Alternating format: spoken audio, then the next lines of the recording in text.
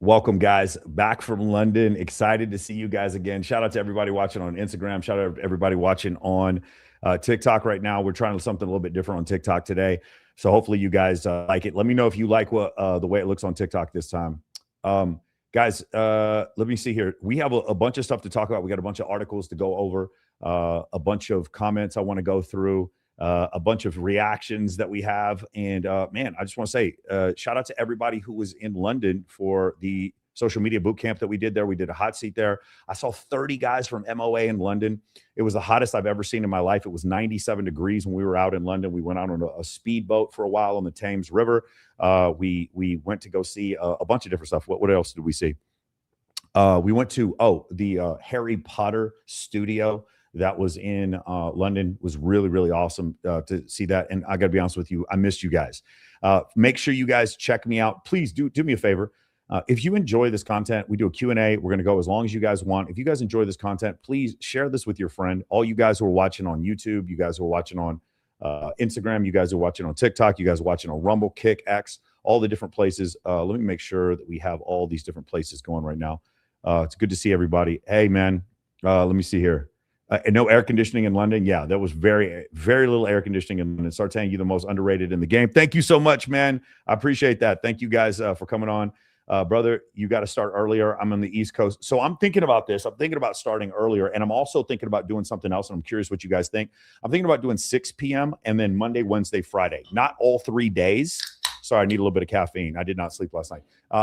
Not all 3 days, but I'm thinking about doing Monday, Wednesday, or Friday, whichever day is available. And I'm thinking about doing a little bit earlier because I don't know. I like going through the. I know it's 10 o'clock on the East Coast.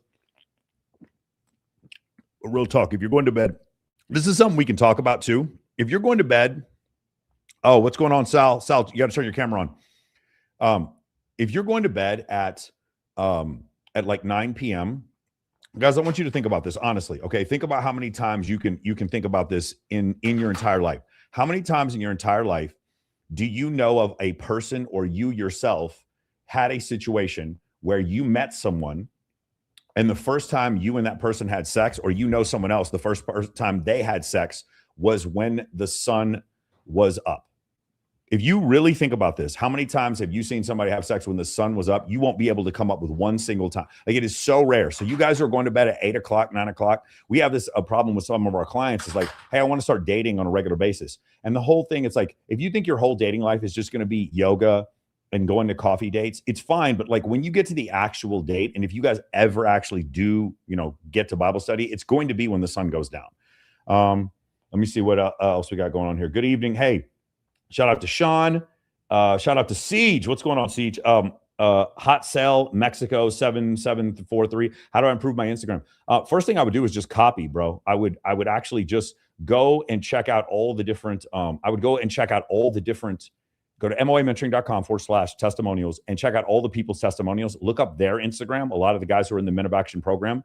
And I would focus on 3 types of photos. I would focus on photos that show candid photos, lifestyle photos, and pre-selection photos. It's something we go over in the program. Also, if you just want to join the off-market social system, it's like $27. You get lifetime access to the school forum, and we go over exactly how to fix your Instagram in that course. If you want to check it out, just look up off-market social system, and then you can do that pretty easy. What's going on, Gabriel? What's going on? Are you saying day game doesn't work, Sartain? So it's really funny, Siege. I actually did a video where I went to what they call not Leicester Square. In London, they call it Pester Square because there's so many pickup artists there. And I went there with some people, and we talked about that. There were no pickup artists there. I actually brought some girls with me, and I thought that the girls were going to try to get picked up by pickup artists, but there were none in Leicester Square, and there were none in Piccadilly. We didn't see any there either. Hit it off at night. Here we go. Sartain, hottest girl I've been with. I met through her friend, even back when I was blue pilled. It worked. Dude, thank you. I mean, listen. If you were selling real estate, okay, and let's just say in your life you had met 1,000 people and you sold, let's say 5% of the time. So you met 1,000 potential buyers and you sold to 50 of them. Okay, so you had 50 sales, which is a lot. And let's say we went through and looked at all of your sales, and all of your sales came from people who were, let's just say, for lack of a better term, they were men, they were retired. they were living in they had a certain income bracket, whatever. If you found out all those demographics about your 50 sales, then what you should do is you should actually try to market to people who are in that demographic, live in this neighborhood, make this amount of money, etc. For some reason, that seems to make sense in business to market to your core audience, to your core buyers, but it doesn't seem to make sense to men when it comes to dating. If the majority of beautiful women are telling you that they're meeting the guys that they're dating through other women, why don't you have female friends? It just doesn't make any sense to me. It's just a function of ego. And to be fair, I'm here for it, because the more people think that what I'm saying is wrong, the more that the strategy that I invoke on my clients is going to be effective, because they're the only ones who are doing this. There's no other dating coaches, like even the female dating coaches are not saying, hey, have a shit ton of female friends and have them introduce you to more women. By the way, Friday, if you guys are interested in coming to this, let me pull this up for you real quick. Let me see if I can get this on the tab. Give me 1 second. Let me go to Palm Tree. Shout out to Palm Tree Day Club. Let me see here. Share screen, Instagram. So if you guys check it out right here there it is right here. You guys see, this is going to be Palm Tree's bikini competition. It's going to be happening. It's called the Girls of Summer Bikini Competition. This is kind of like the one we used to do there for years was called the Hot 100 at Wet Republic, but now it's called a Palm Tree. So if you guys want to come check this out, it's going to be, if you can be there around 12:30 p.m. on Friday. We got a couple of special people that are coming. I believe James Sexton is coming, and I believe Rollo Tomasi is coming. If you guys want to come out to that. And then I already have probably somewhere around 50 girls confirmed for this. If you guys want to come, just come to the door. Do me a favor, okay? I might get in trouble for this, but I really don't care. It's a Friday. If you're a local in Las Vegas, just come to the door and say that you're a local. If you're not a local, come to the door and then say, hey, I'm here with Michael Sartain and I'm here for the bikini competition, and they should let you in. Okay. So it's Girls of Summer Bikini Competition. You guys can see if you know any ladies who want to compete, it's for $8,500. You can see all the girls here that are probably going to compete in this competition. I am the host. I'm going to be on the microphone for this. Registration starts at 12:30. The contest begins at 2, and we're probably going to announce the winners around 4 o'clock, somewhere around there. And it's going to be a really great week. So if you guys are interested in coming to that, please let me know, because we are definitely looking for people who want to come. And like I said before, I don't just talk about it, I be about it. This is one of my favorite pageants, are one of my favorite networking opportunities. Again, who else talks about this? If there's another content creator that talks about this, let me know who he is. Pageants are incredible opportunities. And the reason why is because what it does a couple of things. It creates a scenario where you have a bunch of women who are working out the hardest they've ever worked out, and you see them like be the best version. Let me reverse engineer this. Let me explain this to you. I have hosted at this point coming up on about 70 different pageants. And in the pageants that I host, the girls who make top 5 or top 10, their boyfriends propose marriage at about 50%. Like it's like, we'll have 10 girls, the top 10. The next year, the ones who aren't married, half of them will be married. And the reason why is because you have people just putting in so much effort. It's not just about women looking beautiful. It's at anything you do in life. When you put in that type of effort and that type of work, the people around you are going to look at you and be like, this is incredible. So I just want you to consider, you're dating a girl who's won a $25,000 bikini competition. You're like literally seeing the check. Everyone's cheering for her. Like, your brain, there's this part of your brain that goes, I'm not doing better than this. And these guys marry these women like crazy. It is. I've told women before, you going and doing a pageant and doing well in a pageant, for whatever reason, I have never seen more proposals in my life happen than something like that. So I love it. The other reason why is that you meet a lot of girls who are younger, not so heavily into social media in general. And this is the main reason why, okay? There are beautiful women all over the world, and there's a lot of beautiful women in different cities. But one thing that we have going on in Vegas that's different than any other city, and if you guys are from Vegas and you know this to be true, let me know. And if there's any ladies out there who are aware of this, also, you guys can talk about this as well, which is this idea that in LA, you can be attractive on camera, but in Vegas, you have to be attractive in person. We have about 8,000 girls that come here and try out for the pools every January. And what you find is a lot of girls here who are like stunningly attractive, but they actually like don't act entitled at all because they've seen how many other really attractive women there are out there. Versus what we see in other cities is you'll have girls who are not really that attractive, but because they've been using FaceApp and Facetune on their images, what happens is they actually think that image that they've created on Facetune that makes them look like a perfect 10, they think that's who they actually are. They don't recognize that's not who they are. You know what I'm saying? What's going on here? Live eligibility reasons. Okay. Something weird is happening on TikTok. I have done nothing wrong. And TikTok is already, it looks like TikTok's already like trying to suspend me. That's hilarious. Shout out to TikTok and freedom of speech.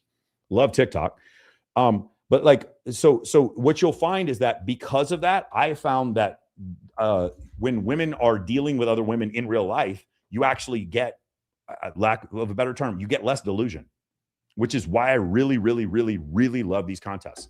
You get a lot of girls that will come and their whole life, they were the prettiest girl at the, and they're still a beautiful woman, but they're like the prettiest girl at the Hooters in Wichita. And then they come to Vegas for $100,000 bikini competition. And they're like, oh shit. She didn't use filters. Like that's actually what that girl looks like. There's no filters.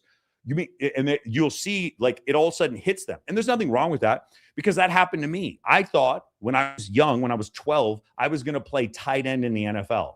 I did. And then I was on the freshman football team and I played against the seniors and the guys in the varsity. And there were guys on our freshman team that were freak athletes and they got to play on the varsity as a freshman, but not me. I went and played against the varsity and quickly came to the realization I was not going to play tight end in the NFL. It didn't make me depressed. It wasn't like a misogynistic moment. It didn't really hurt my feelings to know that I used to think I was going to play in the NBA. I was 6 feet tall when I was 12 years old. I had this huge growth spurt when I was like 11, 12. I thought I was going to play in the NBA. I was going to be a basketball player. And then I went out to play with the kids in junior high and realized I was not going to play in the NBA. I was very, very, very much humbled. So I don't understand. Like that's something that happens with these contests. It's like a lot of girls, they understand they're very attractive, but like when it comes to winning $25,000, this is a rare, rare, rare breed of attractiveness that gets that. Awesome. Cool. So that's why I'd highly recommend if you guys are in town, please come out to that. Let me see here. Here's what we're going to do for this. And we'll get to anybody else who wants to come on here in just a second. This is the funniest thing. Okay, guys. So let me give you guys a piece of advice. I don't know who Pete Michelson wants to do a collab. Hey, brother, I'm doing Instagram. I'm doing YouTube right now. So somebody's trying to get me to like go on to Instagram with them. I'm not going to do that right now. If you want to come on and watch on YouTube, you can. For those of you guys who are watching on YouTube, you will be able to hear the audio from Instagram. For those of you guys who are watching on TikTok, you should instead, unless they've completely banned me at this point. Let me see if I'm banned on TikTok yet. TikTok is crazy. I'll be on here for 5 seconds and they'll all of a sudden tell me that my account is restricted. It is one of the wildest things I've ever seen. Meanwhile, I see people on there gambling, doing all kinds of crazy nonsense and like nothing is happening to them. Okay, cool. So we're watching. All right, good. You guys can see me. All right, good. Okay. So TikTok is live. That's all I wanted to see is that TikTok was live. And let me see what else is going on here. We are live on, let me make sure that we're live on Instagram. Okay, there we go. I can see us live on Instagram. Okay, beautiful. All right, guys, everybody there. And then let me make sure that we are live on YouTube. Let me check us out on YouTube. And we are live with the Sartain Report. Thank you guys so much for checking us out on all these different platforms. All right, let's get back to it. And okay, not on the guest list maybe. Okay, one more time, guys. If you want to come to any, so this is just kind of a cheat code. You guys are going to get me in deep shit. If it's an industry night anywhere in Vegas and I'm hosting an event, you can probably get in by saying my name. Probably. You can't get into Babes in Toyland that way. That's not going to work. But for the nightclubs in Vegas, for the most part, if you come here and you want me to get you on a guest list, it's not that hard. You just have to be somewhere on time. So it's not that big of a deal if you guys want to come out there. But please make sure you guys come check out the bikini competition. Let me see here real quick. Let me pull up something for you guys. Let's go back to IG. The other thing I do want to bring up real quick is studio. Let's go to share screen, Instagram. It is bikini season. And so you guys will see on my IG here, I am showing nothing, but I'm pulling up all my old bikini videos, all the girls who, this was at the pool at Sapphire. This was the Hot 100. This was a shoot that we did for modeling agency. This was Dan Bilzerian's old house right here. This is Playboy Presents Yandy Summer Search. This is the Swimsuit USA preliminary. This is the Playboy Summer Search. This is Swimsuit USA preliminary. This is the Hot 100 right here. This is the Girls of Summer contest. This is the actual Swimsuit USA finals. That's me announcing the queen. And then this is Girls of Summer we did at Marquee. I have a bunch more that I'm going to be posting here pretty recently or soon. And then this is one of my favorite photos from the bikini competition. Just really, really great time. And then you can actually, I love posting this because you can actually see the money there. And again, guys, Vegas is where you look good in person. LA is where you look good on camera. That's the difference. Here we go. Beautiful. Yeah. This is another thing. Let me see here. Man, Siege, I don't know if I can give you, let's do this real quick. Siege, I'm going to give you a link. I'm going to send you a link on invite guest. Siege, if you'll do me a huge favor, if you'll jump on my, let me see here. Siege, I'm going to send you a link and I can't find you, Siege. Is it SG, I think? Let me see here. Siege. All right, Siege, if you could write me on IG. I can't find your IG because I'm trying to send you this link real quick so you can help me produce this because I can't see shit. All right, let's get to some videos that I have planned out for you. So this is, let me see if we'll pull this up real quick. Let me do this, and we'll do this. We'll do this, and this, and this, and this. Okay, so I've got a bunch of viral videos I want us to react to. I want to see what you guys think about this one real quick. Let's go to this one. I mean, where do you think? And we have no audio. Let me see if I can get this to work again. Let me fix the audio. Give me 1 second, guys. Excuse me with the technical difficulties. Let's go to edit mic. Nope, we are not working. Let's go to edit our visual effects. Let's go to audio and speakers are the MacBook speakers. Okay. Super weird. Let's see if we can get this to work. One more time. I apologize. I think you would fit yourself. And no audio. Well, I mean, I don't know because I feel like personality is a big thing. Yeah, she's the one. Oh, by far. Does anybody know what's going on here? 3. Thanks. Well, I would say 3. I cannot move on from this. I got to figure this one out. All right. If one of you guys knows, automatically, you guys can hear me. Why do we not have audio? Oh, you can hear the audio. Okay. You know what the problem is? I'm going to have to, no, I can't do that. Damn it. Why can't I hear this? Okay. This doesn't make any sense. So I have no audio that I can hear, but you guys can hear the audio. Okay. I know how to fix this problem. I'm going to switch over to the audio. Hey, babe, can you turn the AC down to 68? I'm going to switch the audio to this. And no, I still have no audio. This is super embarrassing, guys. I'm so sorry about this. See if I can figure this out. And then let's go to your StreamYard. And we're going to go to visual effects. We're going to audio. And we're going to switch it to AirPods. And okay, so I have audio now. Okay, beautiful. Thank you, guys. All right, we're going to try this and see if this works for right now. For those of you guys on Instagram, you're not going to be able to hear this. So I'd really appreciate if you guys would jump on YouTube right now. Let's share this one more time. Share screen, Instagram, and share, and do this. Oh, I'm 5 again. I think we just put ourselves in order of most extroverted, not the most personality. This is fine. This is fine. You over there, and then like just shift down. Could you switch with her? What would you switch? I switch her and her. You go over there. All right, and then you go over there. But we're gonna get ripped a new one. I don't want to get a pointer here. I feel bad.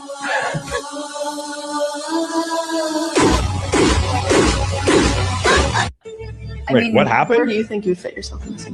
Wait, so what? This girl thought that she was Oh, wow. Okay. So she rated herself as the most attractive at all of them. And then they rated her at the bottom, the least attractive. That's wild.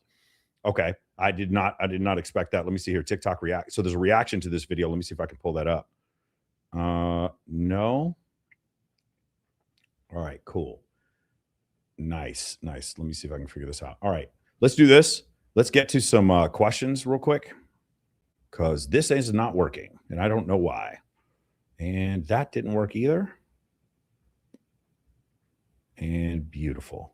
All right. I need a fucking producer. All right. I'm going to go some questions here from you guys over here on the right, because now I can hear again. Shout out to all you guys who are watching on Rumble. Let me see here. Peter Squared.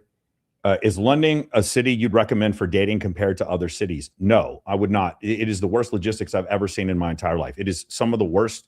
It is terrible. I cannot believe how bad it is there. So no, I definitely would not recommend London for a dating place, just because it just how difficult it is. Everything is like a $50 cab ride or an $80 cab ride, or you have to take the what's it called, the shuttle or whatever it's called. And yeah, dude, you can miss me with that shit. I can deal without that. Let me see here. We got this one. All right, beautiful. Let's do this real quick.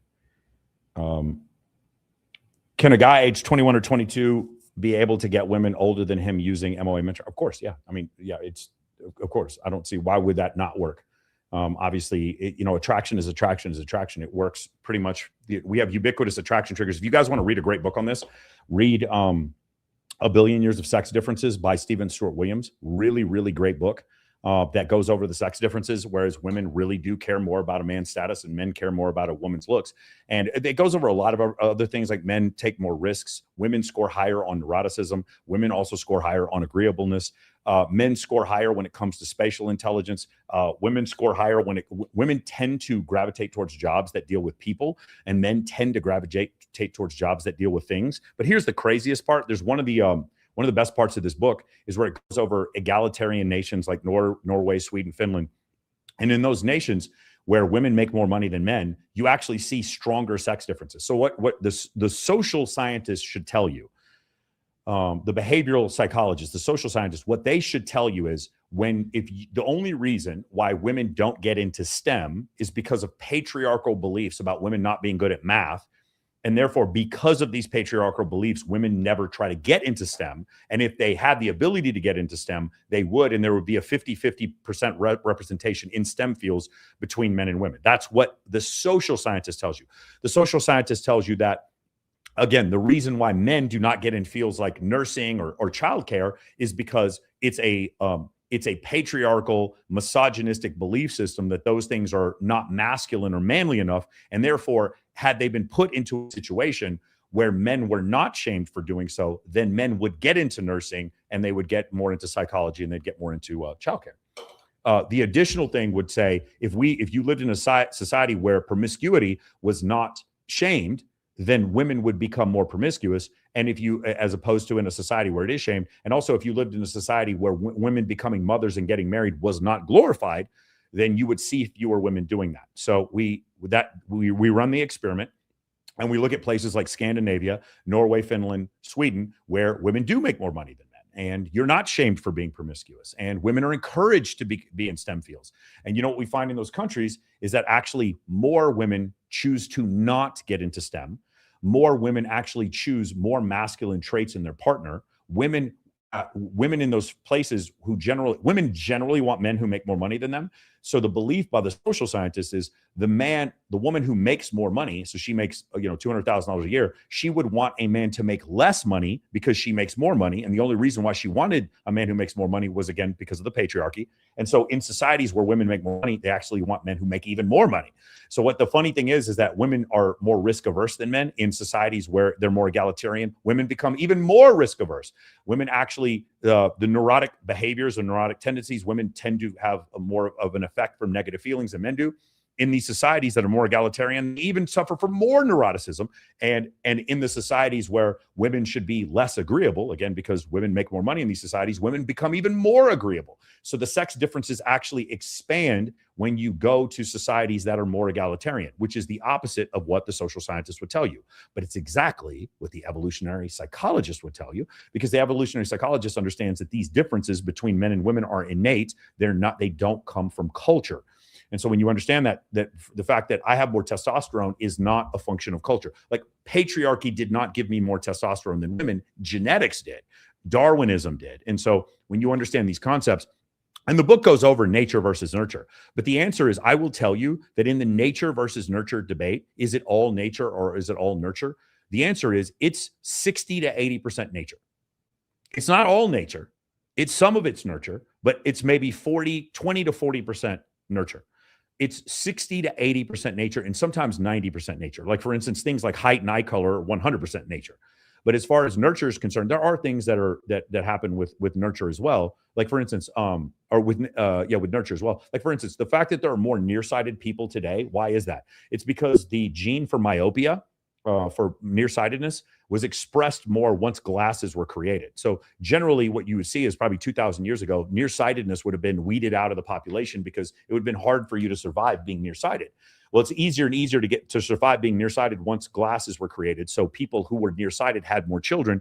And so a number of people, or the percentage of the population that are myopic, actually increased. I'm saying this as a person who's deeply myopic. I have contact lenses in right now. My father actually, what's it, a 4F? He tried to join the military during Vietnam, and he couldn't because he was so blind. He also tried to, he couldn't see and whatever. And I'm slightly less myopic than him. I was able to fly in the Air Force with corrective lenses. But like that's an example where nurture comes into play. But as far as nature is concerned, there's a couple of experiments they do with this fantastic book. Again, required reading if you're in the Men of Action program. It's called 1 Billion Years of Sex Differences by Stephen Stuart Williams.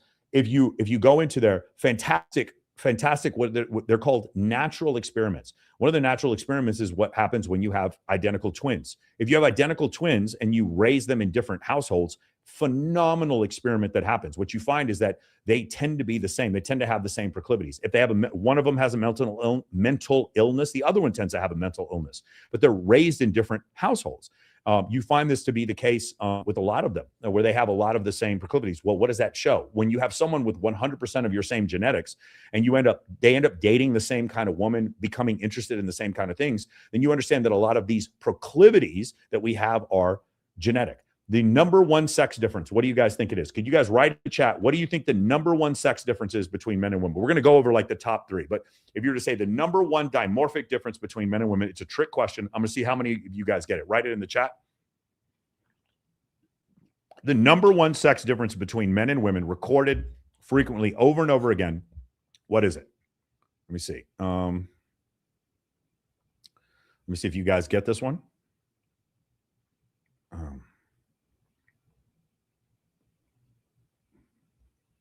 Let me see if anybody gets it. Okay, anybody get what is the number one sex difference between men and women? See if any of you guys can get this. Let me see here. Let's do this real quick.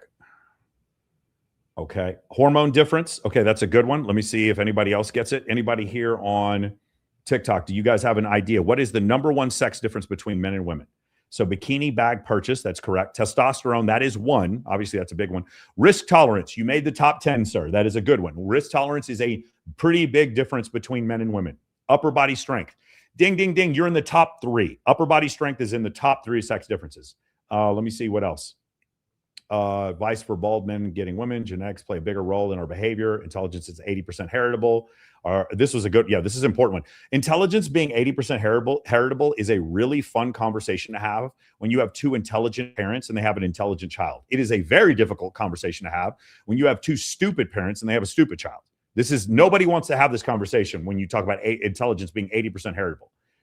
Hold on. This is an interesting question. Are there guys joining MOA who used to be passport bros? Is it hard for them to adjust? We don't have too many passport bros, or at least not ones that admit it. But it is definitely something that we could work through. I will tell you, if you're a passport bro and you come join MOA, we're going to kind of give you we're going to put our hands on you and kind of give you the anti-prostitute protocol, because that's kind of, it's very, I'm going to be honest with you. I consider passport bros for the most part, not every time, there's obviously exceptions, but for the most part, I consider it to be sex tourism, and it's just basically sexual arbitrage. So let me see here. Fat distribution, penis and vagina. That's it. Okay. So that is a dimorphic biological difference. So yes, bone density, aggression, ding, ding, ding. You are in the top 5 with aggression. Mental grip strength and upper body strength are similar. Facial hair, muscle mass. Muscle mass is close. So muscle mass, upper body strength, and grip strength, we're going to put all of those 3 together. Risk-taking behavior, we already went for those. Mental, emotional, upper body strength. Okay, so let me see. Does anybody else have any ones? Adam Apple, does Mia help with let me see here. Testosterone versus estrogen, height versus strength. So height is actually, men are about 15% taller than women. So actually height is not in the top one. Boobs, no, there's men with man boobs. Muscle mass, again, we went over that. You guys are right on the muscle mass. Here, ready? You guys are going to, ready? When you realize that what I'm saying is true and you don't get this one, go ahead and put the palm smack emoji. The number one sex difference between men and women is women tend to be sexually attracted to men, and men tend to be sexually attracted to women. That is the number one psychological sex difference between men and women. Dude, it's so obvious. No one ever talks about it, but it is so clear if you want to talk about all of them, because in excess of 95% of men are attracted to women and 95% of women are attracted to men, and not the other way around. It is the largest single cycle. I know people are like laughing. It's so obvious, but that is the answer. The number one sex difference between men and women is that men are physiologically sexually attracted to women, and women are sexually attracted to men for the most part. Yeah, I know. Like when I heard Stephen Stewart Williams, I was like, face plant. That is the number one. Okay. After that, I don't remember which is 2 and 3, but 2 and 3 is number of lifetime sexual partners is actually pretty significantly geared towards men. Baby, can you put that door halfway? I'm getting a reflection. Can you open? Thank you so much. Number of lifetime sexual partners is 1, and then the other one is I'm sorry. It's not lifetime sexual partners. It's proclivity for casual sex is a massive sex difference. And then the other one is upper body strength. That is the key killer right there. The upper body strength, men are about 200% stronger than women when it comes to upper body strength. Shout out to all the people watching on YouTube and all the people watching on X. Love to see you guys. Real quick, let's check out Rumble and Kick. You guys make sure, I love it when you guys check me out on Rumble and Kick. It is awesome. And then all you guys watching me on X. Let me see, Rumble. Let's see. We got a few people that nobody watches me on Twitch for some reason. Okay. I see. Shout out to all you people watching on Kick. I'm looking at you guys right now. And for all you people watching on Rumble, hey, I like it. I see some people watching on Rumble. And then on TikTok, audio was working. Okay, cool. And then I see you guys watching on TikTok. And then I see all you guys watching on, I see all you guys watching on YouTube. Let me see how many people are watching YouTube. Apparently it does not show how many people are watching on YouTube. I thought it did. There we go. Cool. Let's tell your friends. Let's get 100 people watching on YouTube. Let's get it up. Usually in the second hour, it gets up to around 200 people. I didn't know. Yes, I also do Twitch. Yes, I'm not 30 minutes late. I don't know what you're talking about here. We don't mind reflection, Michael. Duh. That's funny. It's hilarious. Emotional contours. Yeah. So those are the top sex differences. So the other ones is the big 5 personality traits, which is like extroversion, risk-taking, neuroticism. And if somebody can remember the other 2, when it comes to neuroticism, which is the expression, how much you feel negative emotions, that's one of the biggest ones. And then the other one is agreeableness. And then the last one is risk-taking. With the risk-taking, men far exceed women. And why is that? Because the majority of men throughout history did not replicate. They did not have children, but the majority of women did. So women have to take fewer chances than men do. And the risk-taking hormone that regulates risk-taking in humans is testosterone. So men have way more testosterone than women. Okay. What is this? It said 7.7% of men are narcissists, and women said to chase top 10% of men home. Yeah, I don't think it's 7.7. I think I've read somewhere 3 to 4% of men are narcissists. I don't think that's cool. Let me see here. Relocating to Vegas, 48 years old, black male, starting over. Any advice? Join the Men of Action program and join the other 50, 60 guys that are in the program that are doing Las Vegas. First thing I would tell you is come to the bikini competition on Friday if you get a chance. Let me see here. You also do Twitch, 30 minutes late. We don't have reflection. Okay, cool. Let me see here. Did anybody have any questions on, let me see if I can find any questions. Let me see real quick. Siege, did you ever write me? Let me do this one more time. Siege, I'm trying to give you, let me see if Siege wrote me. Siege, if you could write me, I want to send you a link so you can help me out with this because I cannot handle all of these messages. I'm getting way too many links here. No, okay, cool. So Siege, if you write me here, I'll send you a link. All right, cool. All right, let's do this. Guys, I got a couple of things I want to react to. I want you guys to tell me what you think about this. I just saw this and I thought this was incredibly interesting. And I want you guys to tell me what you think about this video here. Let me see if I can pull this up. Okay. And we'll do this real quick. StreamYard, share screen, Instagram, share. Let's do this one right here. Here is a matchmaking application that I rejected. So this guy says he's looking for someone smart, which you love to see. He wants them to have a good relationship with both of their parents, which I can get behind. Saying she can't have divorced parents is a little questionable because that's really outside of a woman's control. But where this really gets unhinged is under 22, ideally virgin, and he needs her body count to be under 5. Okay, what do you guys think so far? What do you, well, give me a thumbs up or a thumbs down. What you think about this one so far? Gosh, man, I wish you guys, hey, what's going on, Lua? Hey, Logan, jump on YouTube. Logan, jump on YouTube and I'll send you, actually, Logan, write me on IG and I'll send you a link so you can join the live stream because you guys can't hear on here. What do you guys think about this? Give me a scale of 1 to 10. Do you agree with this guy or do you disagree with this guy? Yes.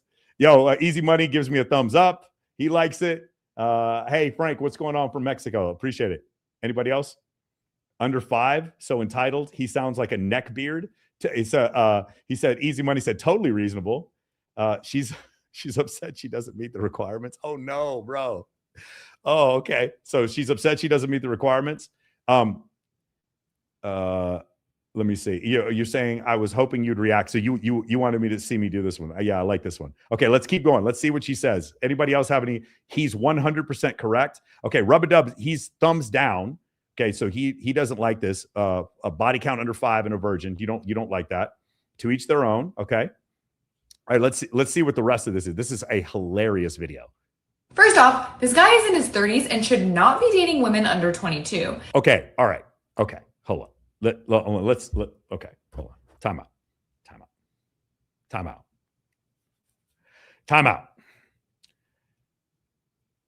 I don't know Blaine Anderson. I don't know her. I have nothing but good things to say to Blaine and nothing but good feelings for you, Blaine, if you're watching this.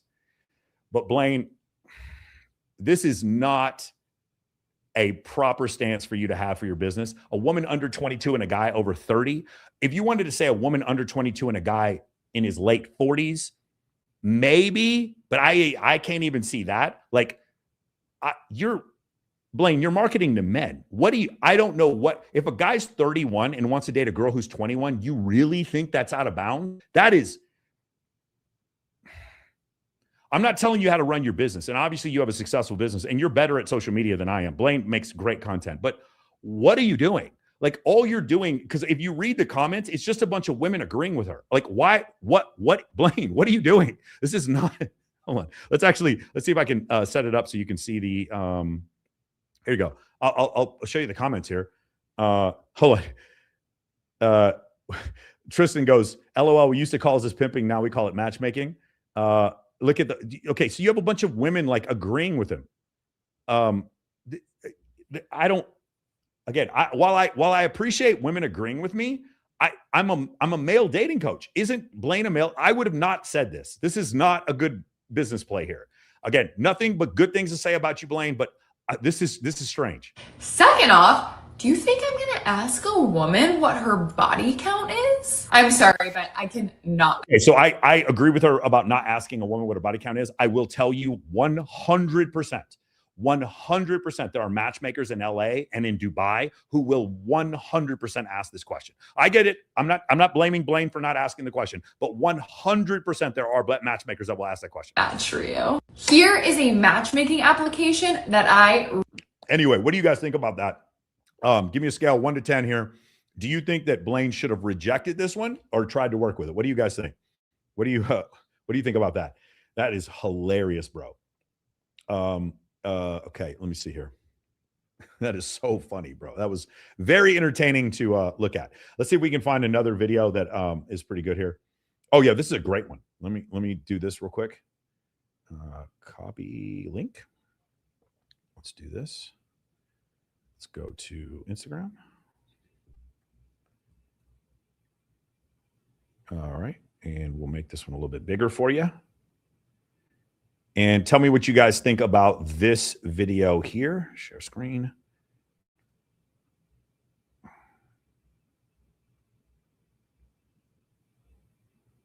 Single woman in the Harvard Law dating scene is something that I think about so much. How much harder it is for highly successful, well-educated women to find a partner who is their match than men. Because while a woman at Harvard Law is typically looking for a man who is professionally, intellectually their equal, a lot of men don't have the same mentality, especially considering gender roles and norms. It is so much more common and socially acceptable for a man to just find a pretty wife who is willing to be a stay-at-home mom and take care of the kids. And it's really interesting, like that. Whenever I hear this, it's like she's coming to that realization somehow because that realization escaped her, that women wanted a pretty wife who would stay home with the kids. So I think there's a misunderstanding here. It's like, I need to conquer the world every day. I don't want to conquer my home as well. There's nothing wrong if you're a woman and you've made the decision to go to Harvard Law School, you have chosen a mostly masculine career. And I'm not saying it's mostly masculine because most lawyers are men. I'm not saying that. In fact, that's probably not going to be true here soon. I'm saying it's mostly masculine because it's masculine to argue, to be aggressive, to attack the weakness of your opponent, to combat people in debate, loud, boisterous debate, like litigation. This is to actually sit there and go through hundreds of pages of documents to try to find the loophole to get your client off. I'm not saying that it's masculine because men are doing it. I'm saying it's masculine because being that level of aggressiveness and that level of assertiveness is masculine. In general, those are masculine traits to have. She's chosen that. And so because of that, she has every right to choose that. But in doing so, do I then as a man want to come home and dealing with the masculine problems I have to deal with? I have to solve problems. I have to deal with things that break and I fix them. People are coming after my business. And then I come home and then I want to argue with my masculine lawyer wife. This has nothing to do with like women's liberation. This is such a massive misunderstanding because women, especially feminists, they're like, hey, honey, the reason why that guy didn't call you back is because you're a boss babe and he was intimidated by you. He was intimidated by you. Yo, guys, put a 1 in the chat if you have never been intimidated by a woman in your time. I've never been intimidated. I'm sorry. There's nothing. I've respected women. I've definitely seen women that I did not prefer. I've seen women that were hyper masculine, hyper aggressive, and I didn't want to date them. But intimidated? Put a 1 in the chat if you've never been intimidated. Ladies, I'm not trying to be insulting here, but like I'm 100 pounds heavier than you. I'm not intimidated by you. I'm not intimidated by your money or your job, but there's a preference. Guys, I don't like pickles. For some reason, God made me so that I just don't enjoy pickles. I don't know why, but I don't like pickles. I'm not intimidated by pickles. Pickles don't intimidate me. It's just a preference that I have. I don't know why there can't be enough cross-sex mind reading. This is something they talk about in psychology for a woman to say, hey, if I was a man, as a man, I don't get the option of being a stay-at-home dad. I know some people think that. I know Richard Reeves talks about that, but stay-at-home dad is not a real thing.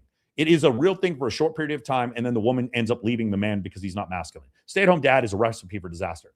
I don't have, Orion Taraban has a great way of describing this. He said, as a woman, you have the option of being the passenger or the captain of the ship. As a man, you only have the option of being the captain. If you're not the captain of the ship, no one's coming on your ship.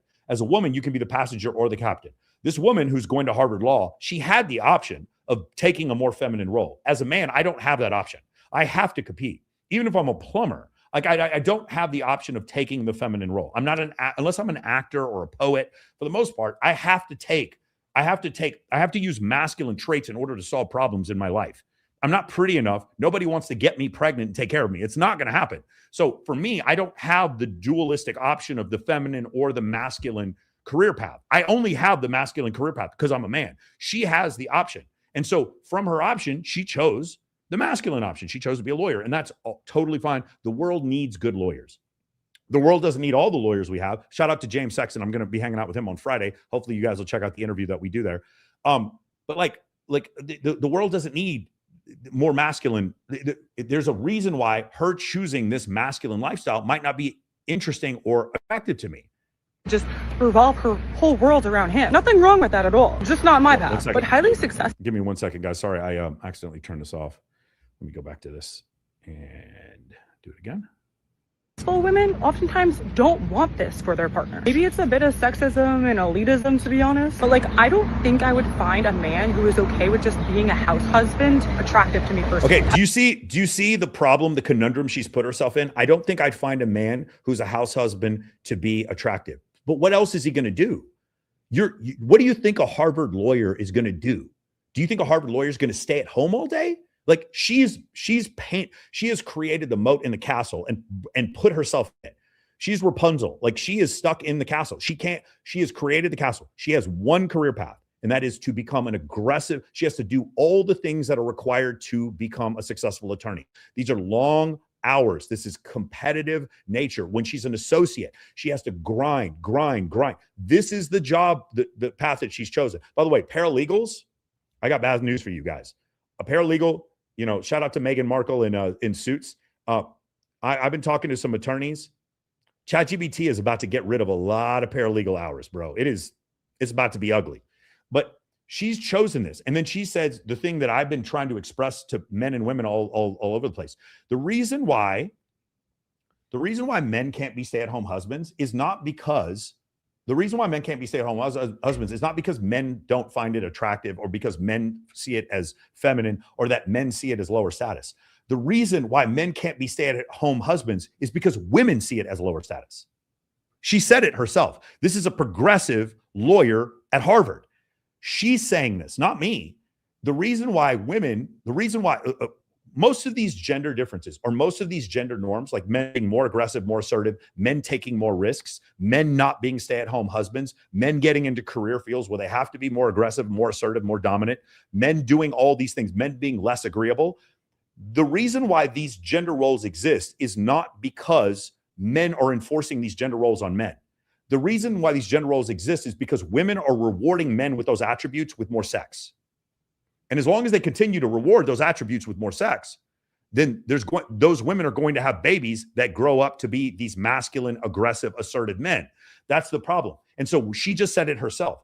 This is a woman who's going to a very progressive liberal law school in Cambridge, Massachusetts, called Harvard. And at that law school, she's come to the determination that she would not find it attractive if her husband was a stay-at-home husband. So she's created the moat and the castle. I want a man who is driven and has career goals outside the house and can hold intellectually stimulating conversations with me. But yeah. And you're going to practice law.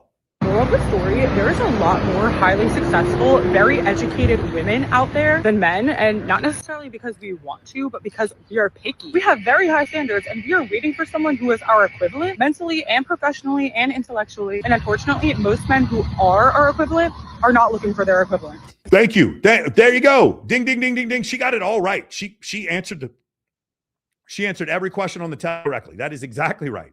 The problem is if she were to find her male equivalent. So let's just say she's an attorney. She's a practicing attorney. She becomes a partner at her firm. Let's just say she makes $400,000. The top 1% wage earner is $450,000. Let's just say she makes $200,000 a year. That would put her in the top 5% wage earner. She makes $200,000. The male equivalent to her, the male guy man who's making $200,000 a year, is not looking for that. Now, I know attorneys do get married to each other. I know that does happen. What's going on, Gabriel? I know that does Michael. happen. But wait, say that again. I was just saying, hey, Michael. Bro, what is going on? Okay, guys, I'm sorry. For some reason, I can hear Give me 1 second, guys, because this is not making any sense to me. For some reason, I can hear Gabriel through the speakers, but I can hear the Instagram through my AirPods. So here's what we're going to do. We're going to kill the AirPods. No more AirPods. Those are done. Okay. Then we're going to go to audio. Here we go. Good. You guys see me on here. Then we're going to go to audio on my computer. We're going to solve this problem together because this is really pissing me off. You and sound output. And we're going to put the sound output to the MacBook Pro speakers, period. So it's not, okay, cool. Now we're going to play a video real quick and let's see what happens. Good. Okay. Now, all you guys who are listening on here, you should be able to hear the videos now. Let me play this one more time and make sure I can hear. Good, good. Problem solved. Problem solved. There we go. Game is real. Let me go back here one more time to sound. Let's turn this whole thing up real quick. Sound output. Yeah, that was really making me angry because I could not hear anything. Okay, good. You guys on Instagram, you'll be able to hear this too now. So you guys can partake in this. Gabriel, what's going on, brother? What are you doing? Hey, brother. I was driving and I stopped driving to jump on the call. Cool. Siege, one more time. Siege, can you write me on IG? Because I need you. I need you, brother. If you got a second to help me out here, I need someone to help me produce the show. If you can jump Michael, on he said in the chat that he did message you and it's under CJ. CJ. Let me see if I can find it. CJ. CJ, there we go. Beautiful. CJ, I found you. Give me 1 second. Invite guest, copy, and go to Instagram. My man, will you please jump on and help me out here, brother? I appreciate it so much. All right, cool. All right, let's get back to it. Let's go to another video here. Oh, this is an interesting one. I'm curious what you guys think about this video real quick. Let's go to this one.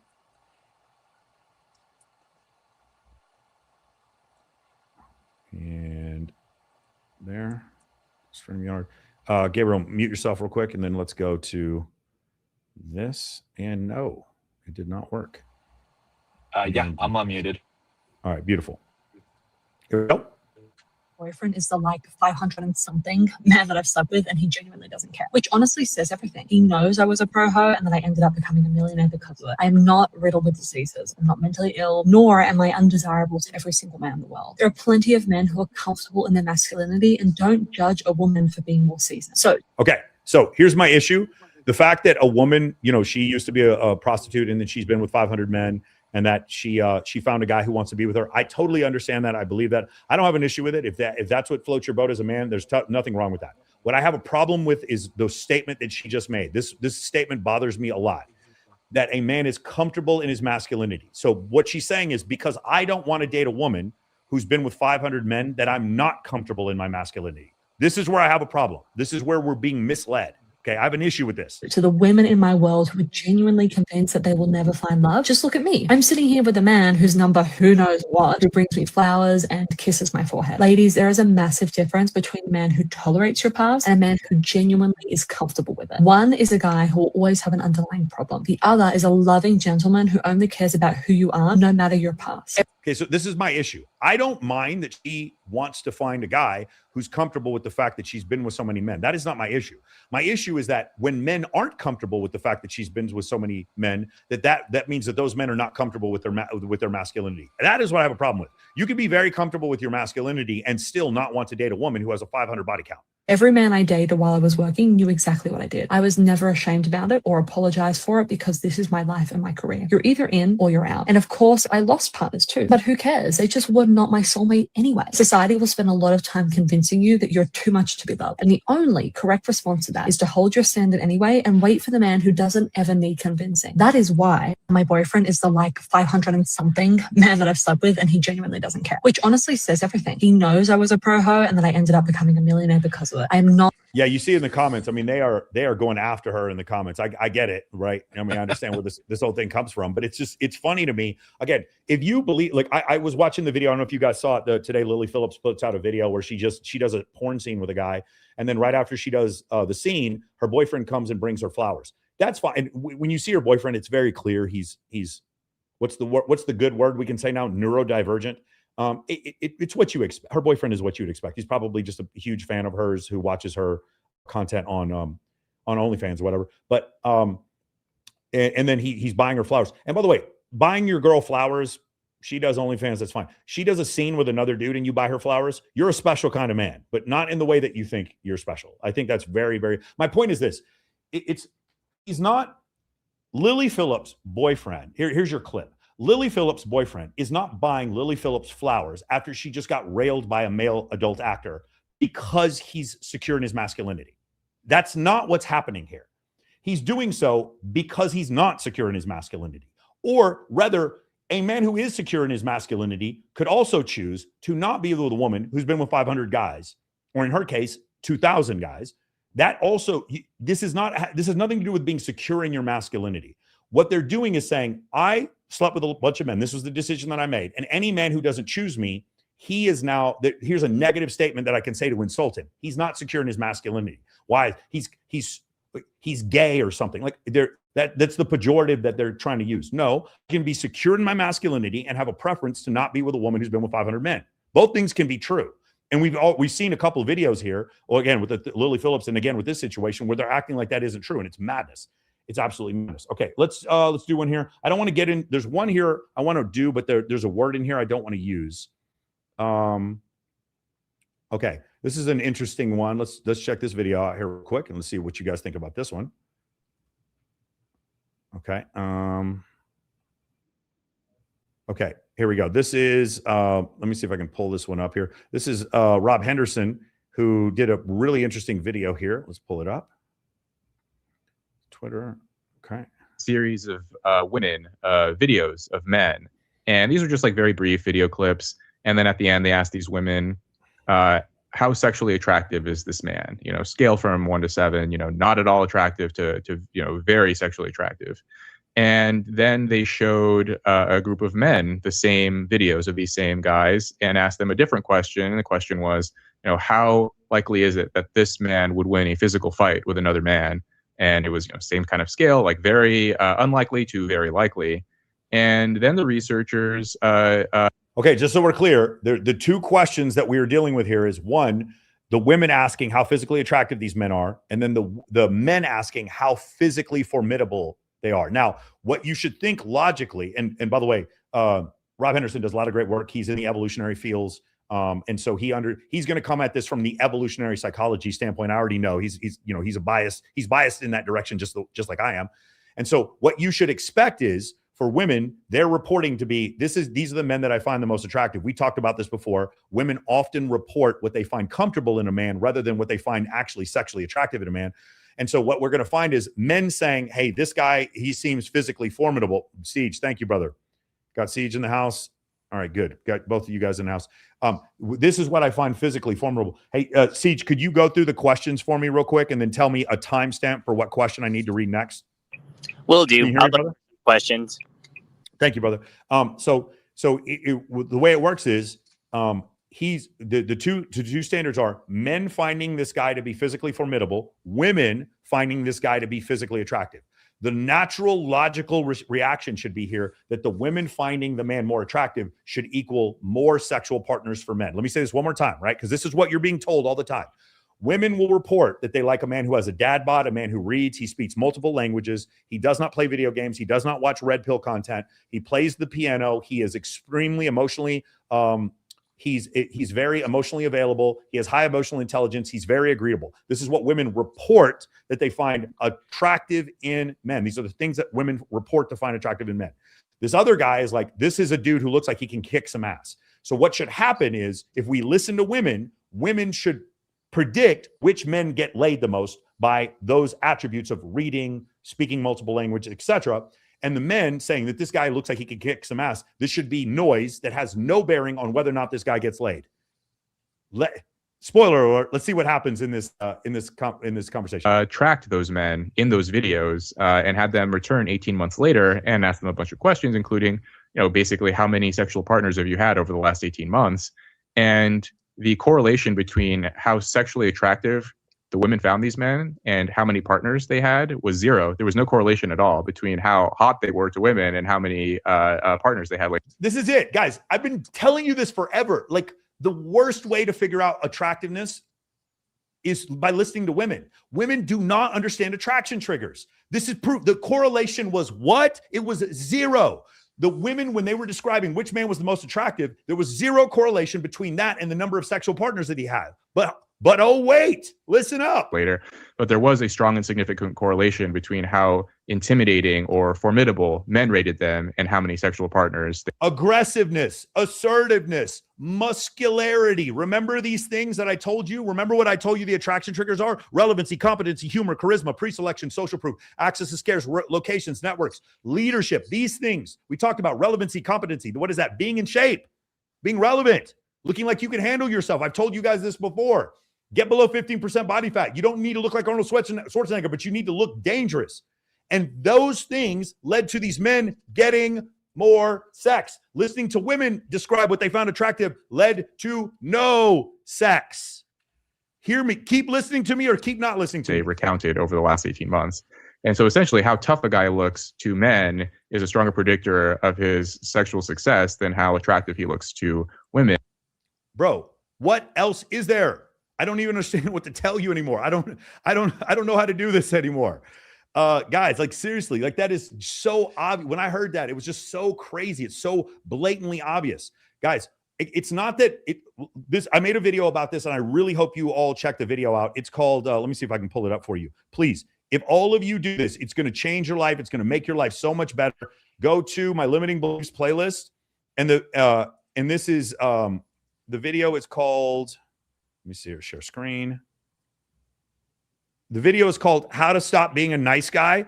This is absolutely what's going on, guys. Michael Sartain here. For those of you who have gone through a terrible breakup, you've gone through an ugly divorce, or you've been talking to a girl and things just ended in a way that don't make a lot of sense to you.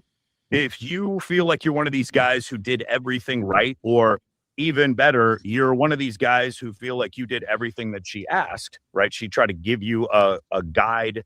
She tried to give you a framework or a blueprint on how to make her happy. And you did the things that she said, and it still didn't work out. If you're one of those guys, I think this video is really going to be helpful for you. Or please, guys, check this video out. This video is for you. If you guys are again, I'm not telling you that women are out here deliberately lying or that this is some kind of nefarious trick or whatever. What I'm telling you is, when it comes to attraction triggers, we as men are very close to our attraction triggers. If I say I like a girl with black hair and blue eyes and big boobs, if you were to look at my search history, you're going to find that I search for women with black hair and blue eyes and big boobs. When I say I'm attracted to something, I'm attracted to that thing because I'm a man.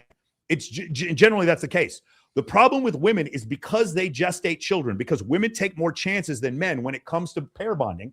What women have to do is they have to worry about two different things. They have to worry about good genes and a good father. Let me say it one more time. Good genetics, which generates sexual attraction, and a good father who's going to be there as a pair bond and as a caretaker to the children. These are two different things they got to worry about. When women are asked, what do you find attractive? They describe what they want in a partner. So here it is. This is the docile, domesticated husband. When we describe what we want in those attributes, remember all those things that women reported? He reads. Okay, that's good. My husband reads. He's going to read to the children. He's going to be loyal. Okay, good. Loyal, sticks around for the children. He's going to speak different languages. Good. Speak different languages, can teach the children. He's going to be a gardener. Good. It's a skill that he can do, something he can do with the children. All of these attributes are comfort attributes that she wants in a father. Okay. But the guy who can kick ass, none of the women in the report said, I want a guy who could fight. None of them said, what was the most attractive skill set a man can have? He can beat up another man. None of them said that. But the men who could fight had more sex because women were rewarding them with sex. Because here's the reason why. When women are reporting what they find comfortable in a man, what men are asking is, what makes you want to have sex? And for whatever reason, and I don't know why this is, well, I do know why this is. It's an evolutionary reason. When you ask a woman why she wants to have sex, she's going to report the things that make a good husband and make a good father. I don't know. It's this massive disconnect. And Rob Henderson hit the nail on the head with this, because when women were reporting, again, think about this, guys. When women are reporting what it is that they want, well, hold on a second. Oh, TikTok Live wants me to verify that I'm not a bot. Boy, TikTok Live is on today. When women verify like what they find attractive, it's just so crazy to me, because that's not, when women verify what they find attractive, that's very different than what men are finding out. Like, so women are reporting that they want all these different attributes in a man, and then when you look at who they date, it's a very different man that they end up dating than what those attributes display. Okay, and sometimes it paints an unflattering version of women, and women don't like that. So that's the reason why you don't see it as much. But this is a great example. What Rob Henderson exposed, he just said the quiet part loud, which is when women describe what they find attractive, it doesn't lead to more sex. Let me say that a second time. When women describe what women find attractive, it doesn't lead to more sex. Let me say it a third time. Get your clips. Make your TikTok clips. When women tell you what women want in order to have sex with a man, it doesn't lead to more sex. If you want to learn what are the things that cause women to want to have more sex with men, ask men who have more sex, period. Because the reason why is whatever biases that women experience, the men who are having sex with those women, they don't experience those biases. They don't. They don't need to figure out female attraction. They're just receiving sex. That's all. It's the end of the equation. It's 2 + 2 = 4. I don't need to know why 2 or 2 are 2. I don't know why 2 and 2 are the numbers that they are. I just know that the answer is 4.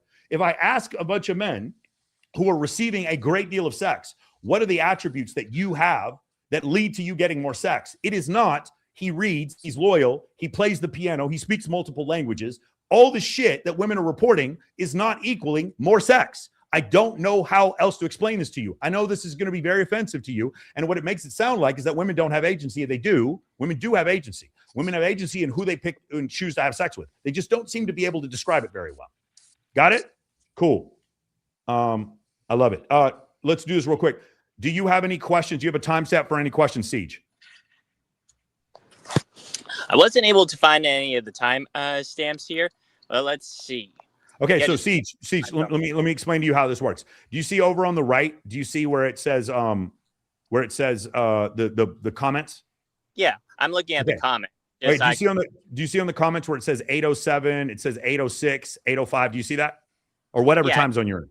Can you tell me the number, that time number that's next to the question, and then I can pull the question up. But you have to tell me that number. Okay, got it. Well, we got a few coming in, so let's go to the 11:07 one. Easy money right here. Cool. Give me 1 second. 11:07. Time out. Hold on. Let me find it. 11:07. What time is it? What time is that for me?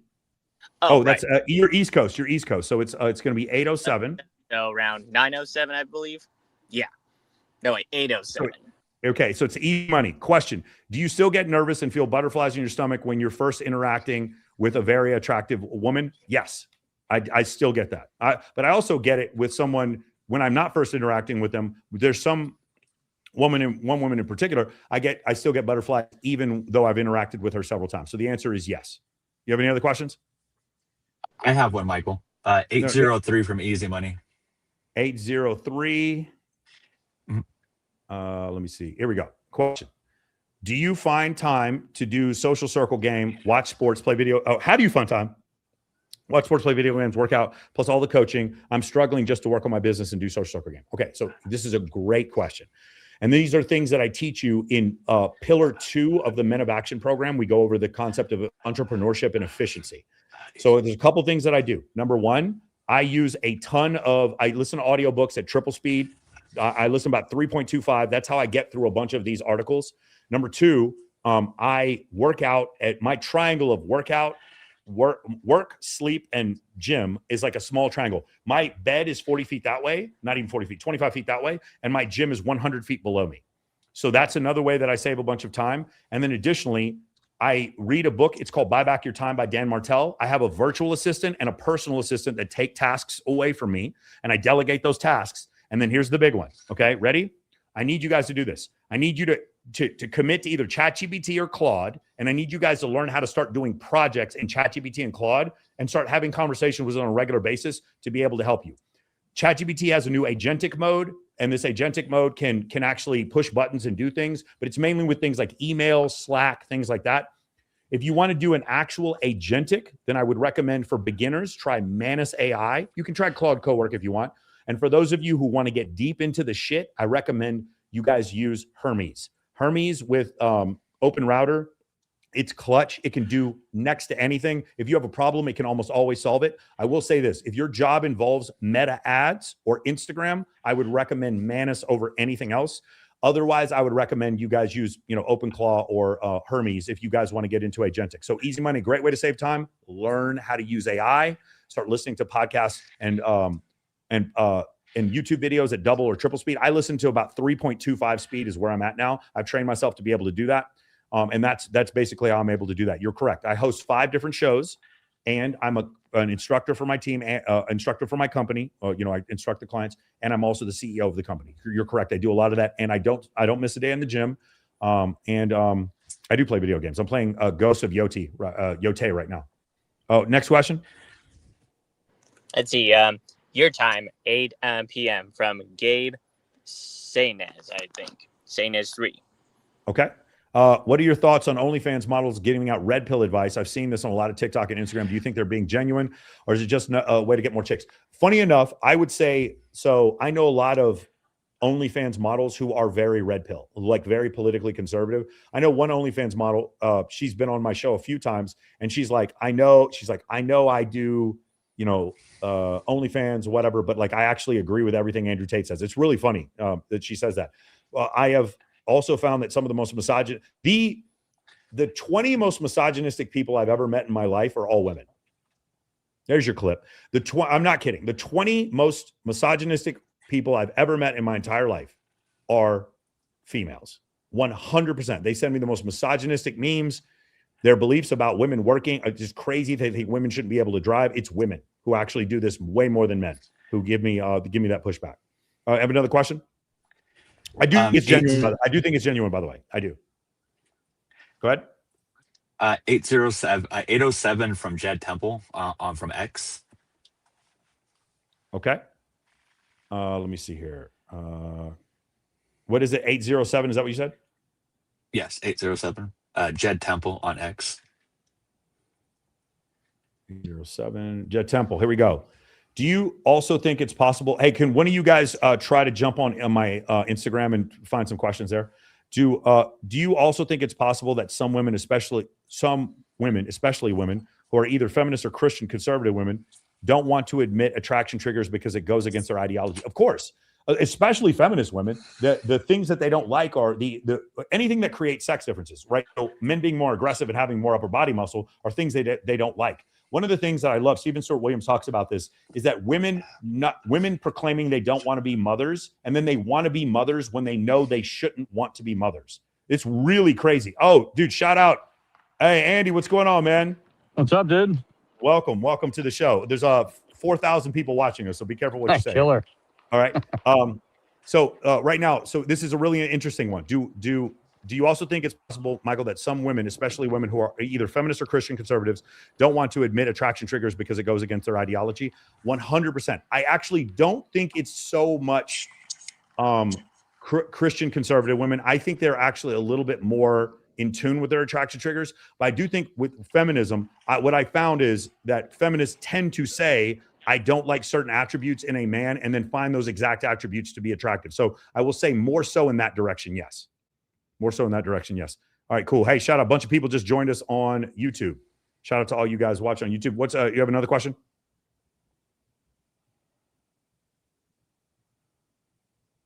Anybody?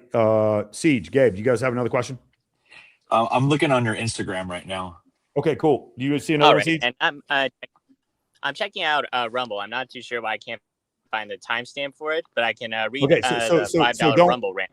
One more time, we'll go to Rumble, but just FYI, you can see all the Rumble comments on StreamYard. I'll go $5 Rumble rant. I have 12K followers on IG, building a fitness brand. So most of my content are reels to generate leads, but I want to keep reels in reels tab and use the main grid for quality photos or highlights. I don't know if that's a question because I see questions. The answer to your question is absolutely what you're saying is correct. That is what you should be doing. So if you want a personal brand, and in your personal brand, you want to use your grid for your social life. So this is going to be for networking, and this is also going to be for dating. Then you want to use your reels tab for professional proficiency. So you want to show people I know how to be a personal trainer. You want to show people that you're intelligent, that you have subject matter expertise, that you have experience in this field. I would do that with my reels while I'm talking. And then I would have the picture of you traveling with a bunch of cool friends. I would do that on my grid. So the answer to your question, by the way, thank you for the $5 Rumble rant. The answer to your question is absolutely 100% yes. You should definitely do that. Hold on a second. Here we go. Gabriel looks like a bearded J.K. Simmons. That's hilarious. Thank you, Georgie, for the $2 New Zealand one. He does. That's pretty funny. All right, cool. Any other questions? You guys? I found one on your Instagram. Do you want me to say the name or just read the question? Read it out. Read it out. Okay, it said, should we marry women? If so, elaborate, please. This is more, so one of the things that my version of masculinity is we respect each other's decisions as men within a certain reason, like as long as we're not hurting other people. If you want to get married, like my brother just got married, I respect other people's choices to get married. I do recommend you get a prenup, but there's nothing wrong with that. My question is the same question that James Sexton has, and probably the first thing we're going to talk about on my interview with him on Saturday. We moved it to Saturday. And that is, to what problem is marriage the solution? And that's not to discourage you from getting married, but it's the question you need to ask yourself. To what problem is marriage the solution? If it's, hey, I want it, it's a religious ceremony that I want in front of my family, and it's going to create some stability with us going to church together, and it's going to encourage a two-parent household. If you can't have that two-parent household without marriage, then that is a problem with which marriage solves. And there are some, tax benefits to being married as well. So the question you need to ask yourself is, to what problem is marriage the solution? That's the question I would ask you. What I'm saying is, can you love this person intimately and even have children with them and have a future and share financial obligations with them? And at the same time, while doing all that, can you also not involve the state? Or do you have to involve the state? I'm not here to tell you what the right answer is. I'm here to tell you that either one of those things could be the right answer. But that's the question that I want to ask you there. Do we have any questions? Dude, a lot of people on TikTok joined. Send me some likes on TikTok if you guys are watching on TikTok. I appreciate all you guys. Dude, a lot of people came on TikTok. Holy crap. Beautiful. Do we have any more questions? A great question, but that's the question I would ask myself if I was considering getting married. To what problem is marriage the solution? Okay. Okay. It's 11 from Aaron. Go ahead. 811 from Aaron, involving RSD Luke, was a social circle guy back in the day. Yeah. Okay. RSD Luke was the social circle guy back in the day. Were there things you learned from him? And how do you think a social circle game has evolved since 10 to 15 years ago? Where's the, okay, got it. I didn't really learn social circle game from anyone. I taught people social circle game. So the differences happened in the last 15 years with social circle game. The main difference is going to be that social media can crush your social life, and it can also build up your social life. So what I mean, how can social media crush your social life? By making you more dependent, where you're just thumbing through different things. You're doom scrolling. That's the term. Brain rot and doom scrolling. This is how social media can make you less social. Social media also has this incredible ability to where you can throw incredible events and you can message people. So I have about 50 girls coming to the swimsuit competition that I'm hosting on Friday. I use social media for that. I have a charity event that we're several charity events that we're going to be throwing in Los Angeles. I can use social media to get people to come to that. So that didn't exist as much 15 years ago. That would, I say, is probably the biggest difference. The biggest difference of all of them is social media and probably dating apps on the phone. So Match.com was actually on a laptop. You could actually look at it on a desktop computer, but on an app, it wasn't until like 08, 09, 2010 when you had the front-facing camera on the phone, which is about 2010. That is probably the biggest difference between there. But as far as social circle, it's just me. There's nobody else. There's nobody else who, like, all due respect to, there's some other guys who claim to teach social circle. My style of social circle, where you have hundreds of female friends that introduce you to other people and you use it in order to build up your business. It's just me. There's nobody else who teaches that. With all due respect, there really is nobody else. There's a reason why Owen Cook calls me to help him with parties. There's a reason why I get calls from all these other guys that come on my show. There's a reason why Ryan Taraban asked me to come speak on his whole deal. There's a reason why. It's because there's nobody else who does it the way that I do. And if you guys want to take a second and go on ChatGPT or Claude and ask them who's the top social circle coach in the world, why don't you return to me what the answer it says is? Okay, go ahead. What's the next question? Okay, I have one. All right, you go, ahead, Gabe. Siege. No, go ahead, Siege. It's okay. Okay, Ruck to End came from X. Is it possible to be too stoic? I've noticed that. Hold up. I've noticed that like metrosexual Latin salsa dancers pull Well, away. wait, is this on Instagram? Hold on. Is this on Instagram? Or It was where is this X. question? Huh? It was from X. It kind of Can you disappeared. give me a on timestamp? Can you give me a timestamp so I can show it on the screen? Can't find it on the comments here on my end. But Okay, so will you do this? Can we do this, Siege? Can we to the comments? So I don't know what you're seeing. Are you on a laptop or are you on your phone, Siege? I'm using my phone and I'm just taking screenshots of what I saw in other chats. Okay, so if you go on the when you go on there, you can actually see the comments on the app, and then the comments have timestamps on them. Otherwise, I can't read the comments. Without the timestamp, it's kind of useless. I can't pull the comment up. That make sense? Okay, got it. I just for some reason on my end, it's not showing them. But would you like me to Okay, continue that? go ahead. What's the question? Okay, You can sure read it thing. out. So it's all right.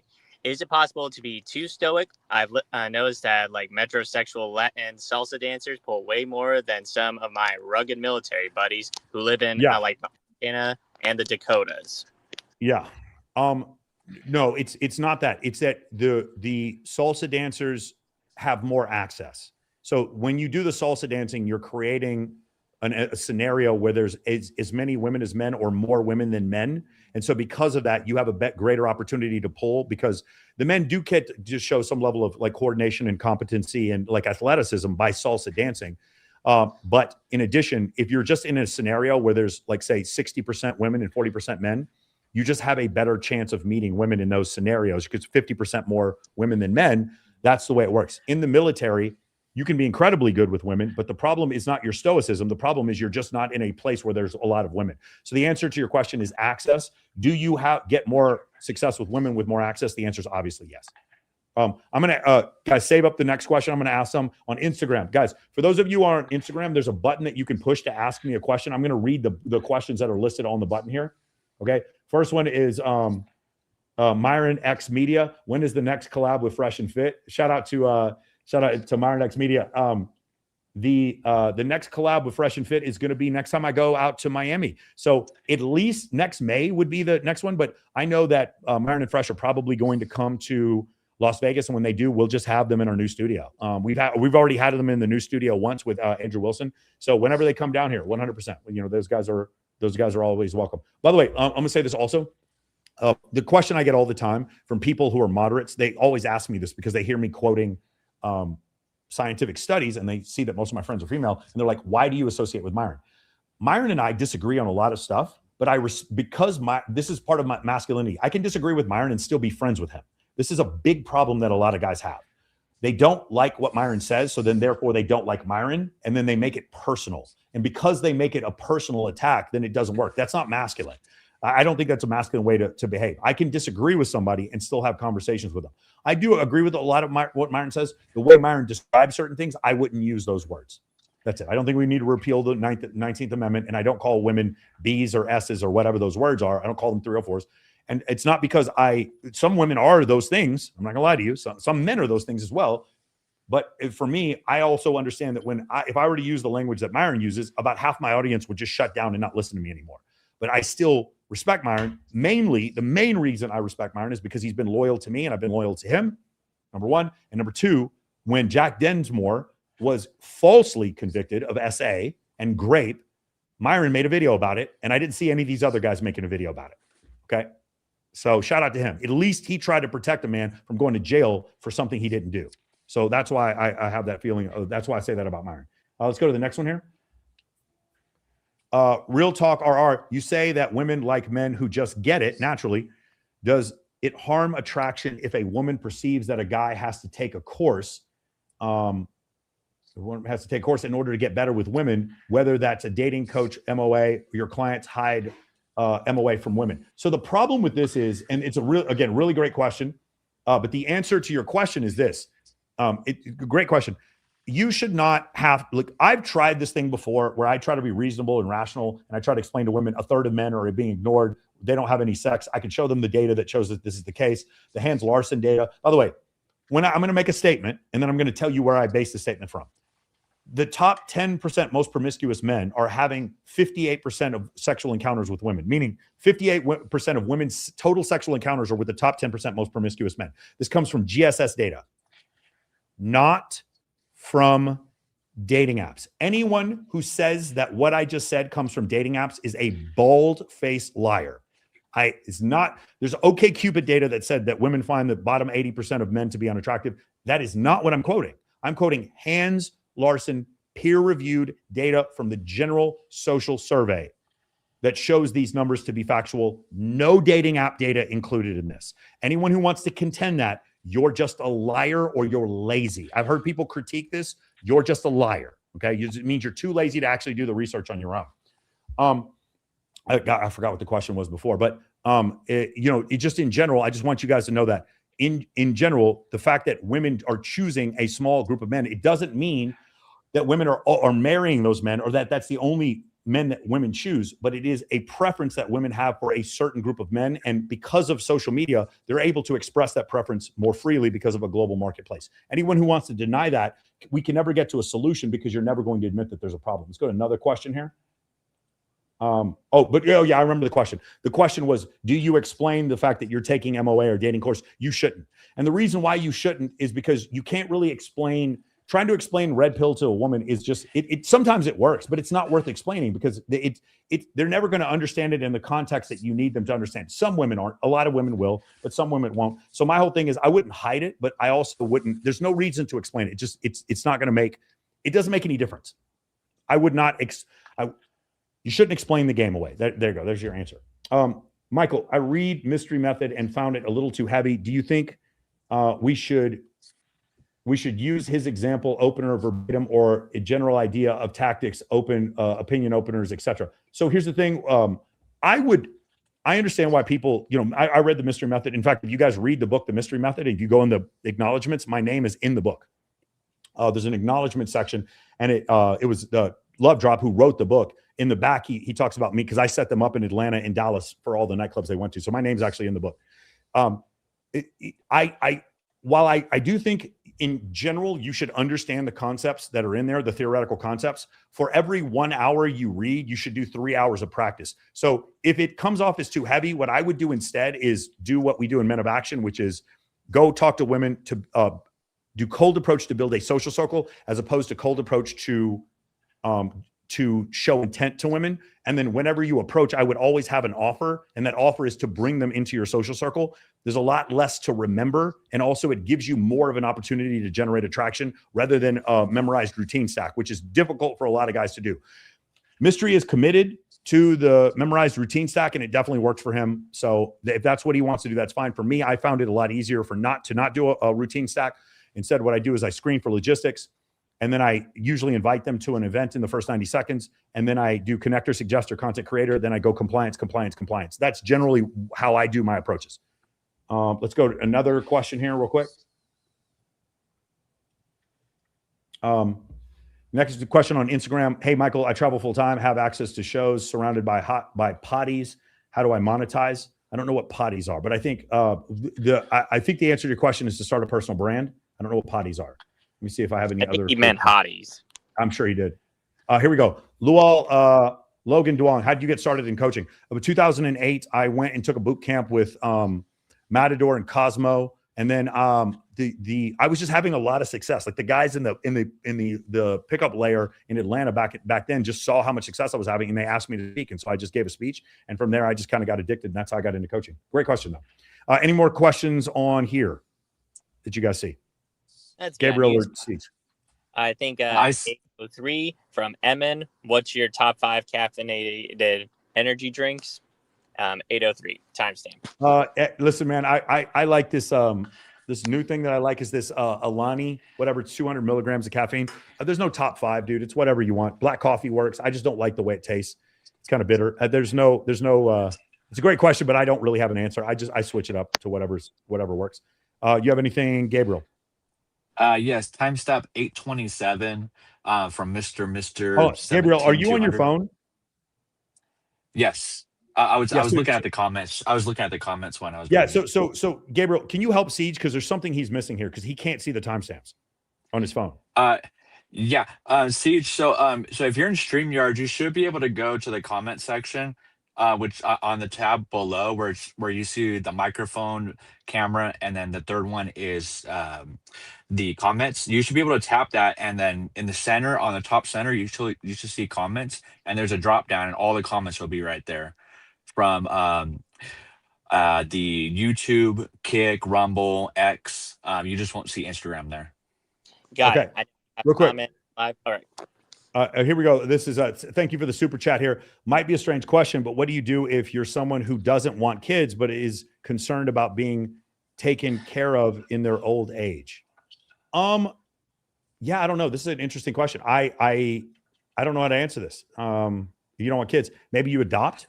Maybe you have brothers and sisters who have children, or you just hire a nurse.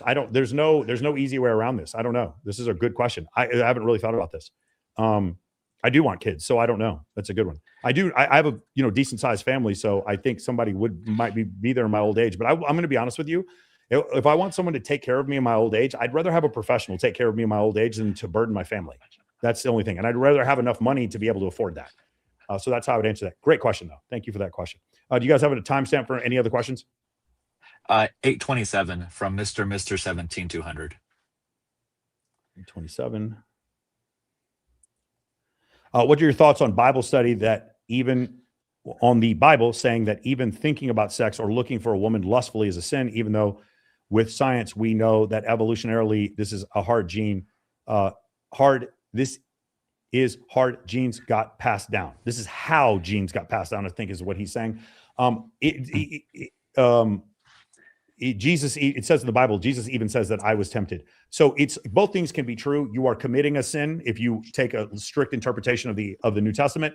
And at the same time, it's a sin that everyone commits because everyone for all have sinned and fall short of the glory of God. So that's also in the Bible.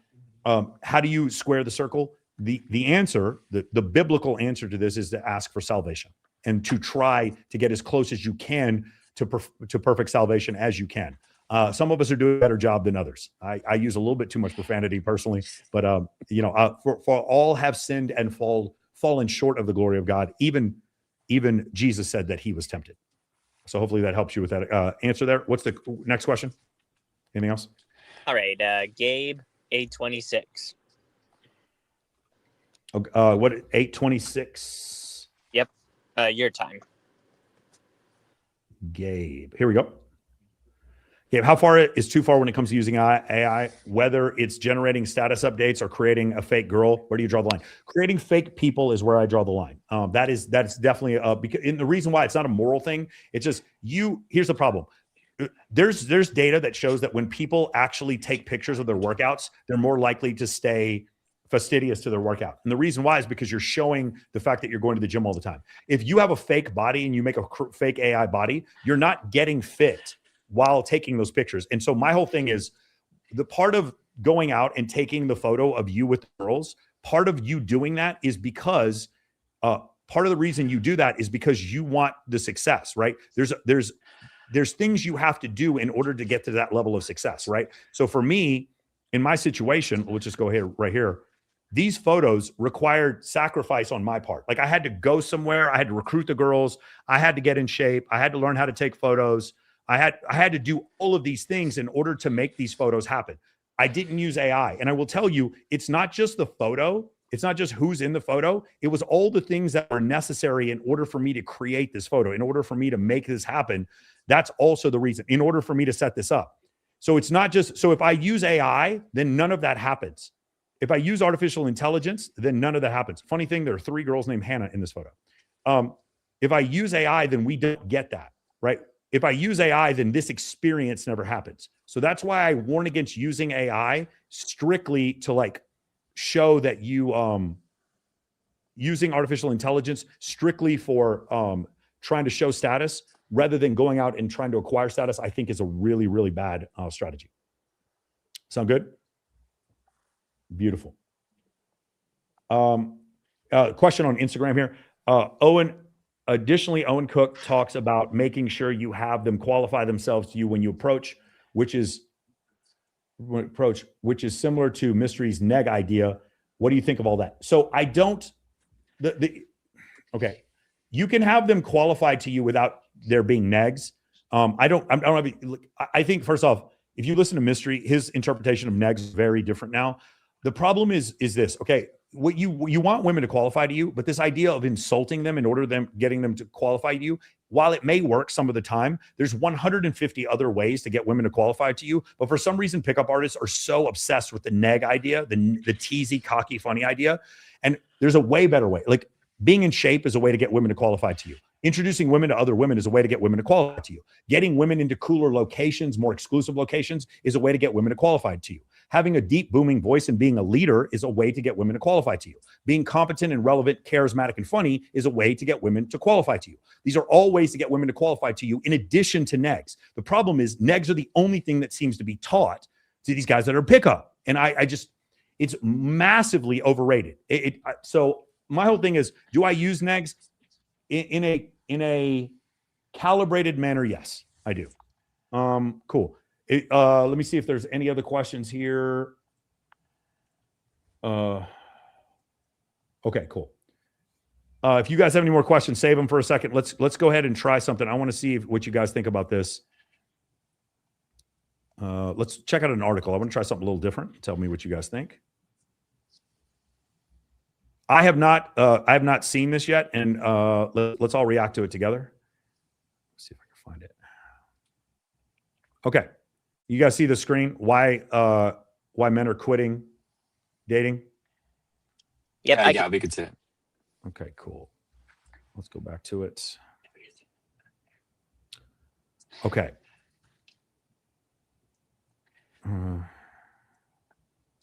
Okay. The rules around modern romance are undergoing a massive shift, and some say it could be for the better. For years, the prevailing narrative of dating app era has been one filled with singles having a roster for dating, sex, and hookups. There's even a popular belief that if you aren't truly dating unless you have 3 people on rotation and a backup waiting in your inbox for when you run dry. But I've noticed a quiet counter-revolution brewing on the ground. Increasingly, men are opting out of multi-dating frenzy. This means that instead of having multiple dating partners, they're actively choosing to focus entirely on one person from the very first date. Far from looking for a casual hookup, and a growing demographic of modern men are finding that splitting their attention across multiple people ruins their dating experience entirely. Okay. First thought here.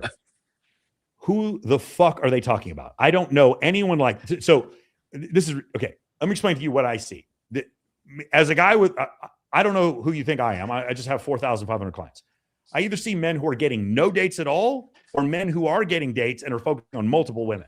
The men who are getting no dates at all, and then all of a sudden they're getting one, they have the option of dating multiple women and aren't dating multiple women. I don't know who these men are. And the men who are settling down with women are generally men who had options and then figured out which one of those options is the best. What this is describing is men who are going on dates and then immediately just focusing on one woman, which is creepy, which is pretty low status if you ask me. So I'm not seeing this at all. I'm not seeing this happen in any way whatsoever. But, you know, maybe I'm crazy. All right, let's keep going with this.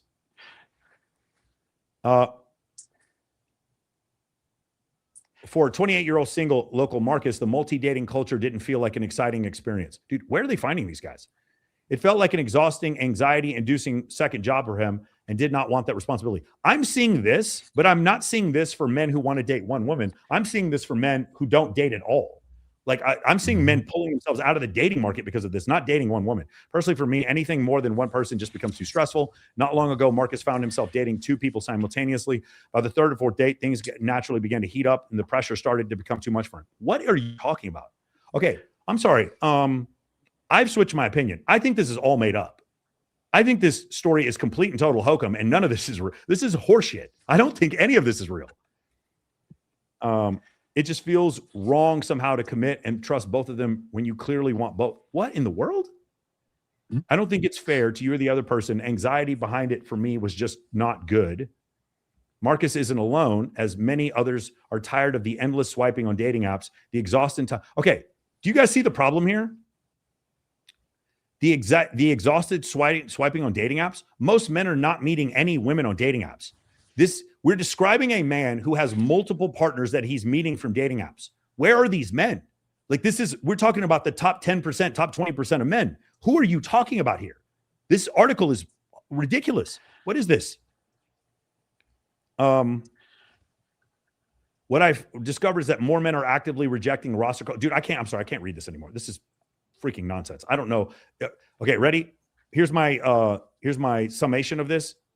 Nonsense. This is propaganda, just like that propaganda with the what was it? There's all these single meetups where there's women paying $300 to show up, and there's men who are showing up for free, and they can't get enough men to show up. It's propaganda. I'm not saying that has never happened. It's just, if it does happen, it's with super unattractive women. This is no. I don't. I'm sorry. I do not buy this at all. I want to meet this guy, and the idea that a lot of men are doing this is, I just simply do not buy that to be realistic whatsoever. Let's go to another one here. Hold on. Let me see if I can find this one.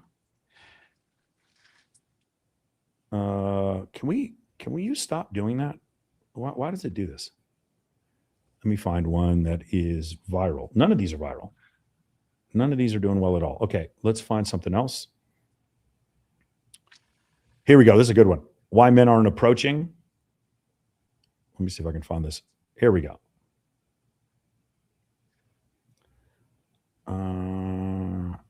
Here. Screen share.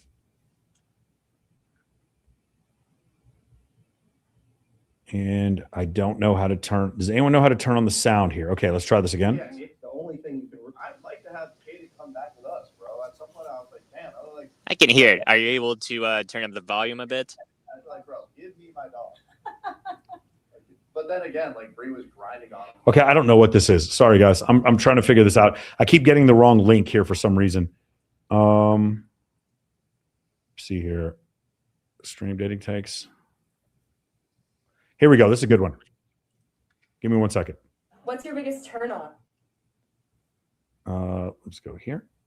All right, you guys can see the screen. Let's see. This one is our girls with guy friends red flags. Let's see if this is the case. Every now and then, I like when I lose a little bit of control. Welcome to Stoop Dating in Boston, where we see if you can find love on the stoop. What are some qualities you're looking for in a partner? Someone that does a lot of travel, really adventurous. Oh my word, adventurous. Like, pushes boundaries, my boundaries, life boundaries. We got something going. What's a red flag you secretly like? Don't give me compliments. I like to be like belittled and like I low-key like when she doesn't reciprocate any sort of positive energy. That's like a way something happened, but like when but like making you work for it. Yeah. I don't mind when guys have pictures with other girls. Shows like he has like women in his life, and that clearly like he must treat them well in order for them to like be Yo, wow. Okay. I didn't expect that. in his life. Talk about you, Sartain. A lot of guys don't like that. If a girl has a lot of guy friends. I think that if you're so worried about it, I think you're insecure. What are your thoughts on that? girls with guy friends. He doesn't like it. We'll keep it at like know how guys think. You know what I mean? What do you think is your most toxic trait? I love myself. And I will usually put myself above many things. I hate confrontation. I am so avoidant. I straight up will block you and just never talk to you again. I should probably work on my confrontational skills. It'll take one special guy to make you blow up. Trust me. What's some? All right, cool. Got it. All right, that was interesting. Let me see here real quick. Load up with some more questions if you guys have got one. Oh, here we go. Oh my goodness gracious. Copy link, and let's go here.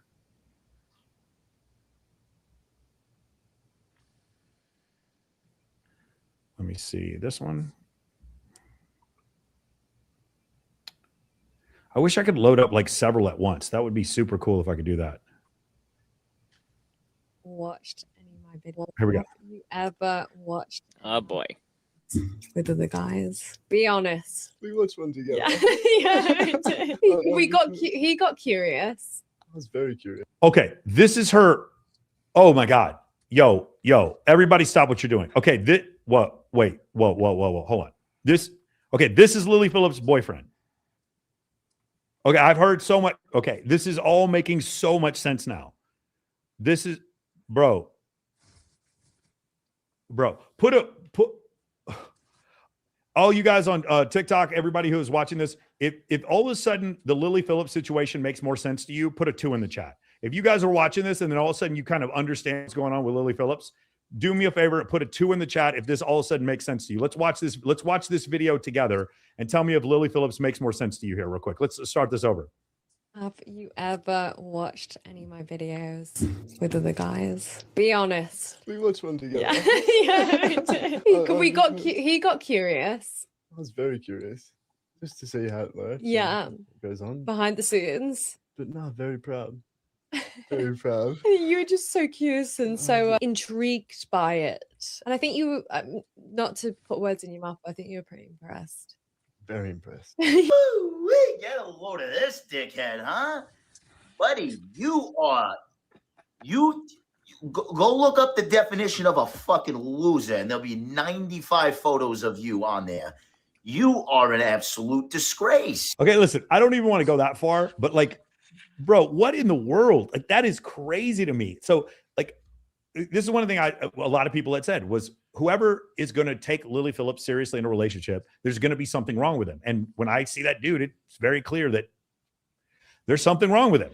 This is a decision that he's made, but like, okay, everything I'm saying is everything seems to make more sense to me now after listening and watching Lily Phillips' boyfriend. I did not realize that that's what that was. That is wild. Here's a great one. Let's check this one out. Let me see here. I'm going to go to copy link. And okay, let's do this real quick. And StreamYard.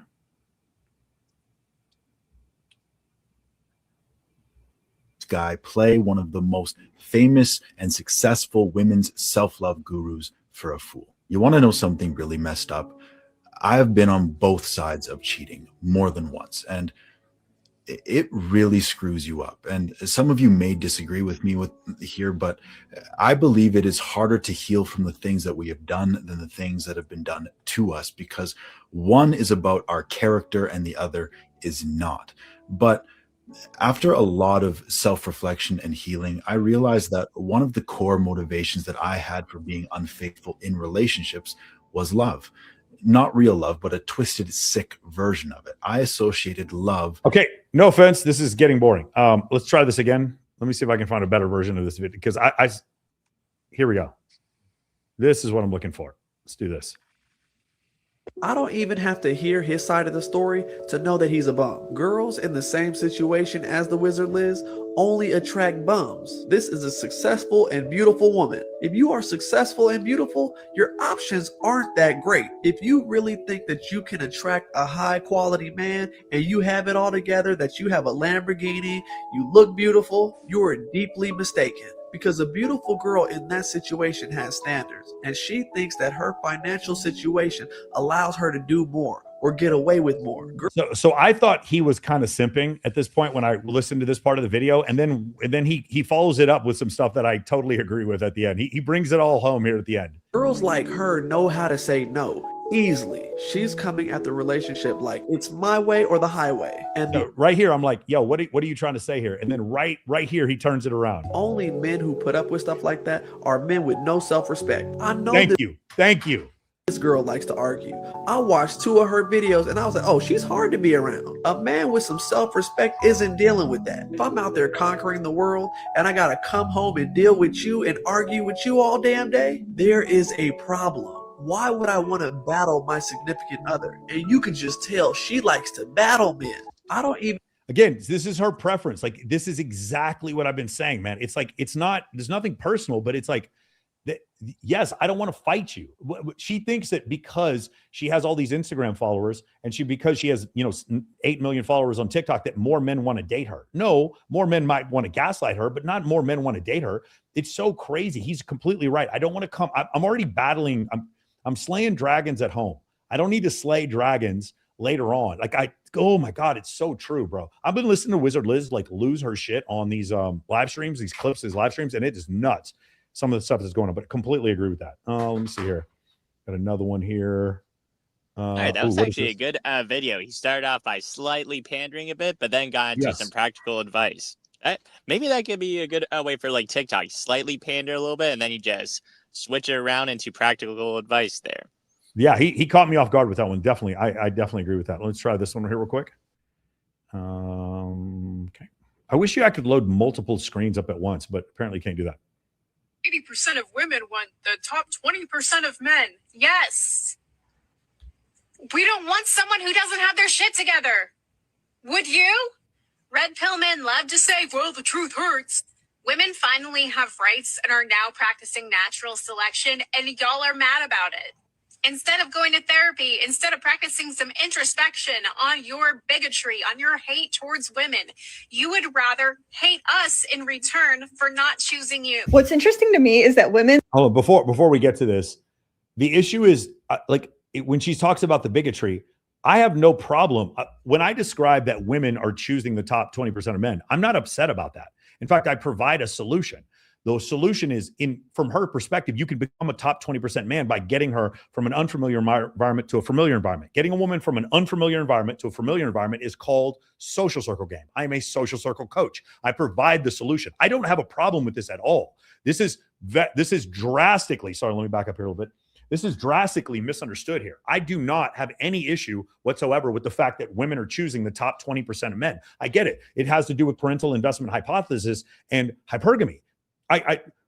So the problem is this: when we call it out, women feel called out because they are choosing the top 20% of men, which is causing them heartache. It's not for those of us who are dealing with it. Yes, it can suck, but it's actually women who hurt more from hypergamy than men, because women keep choosing men they can't get.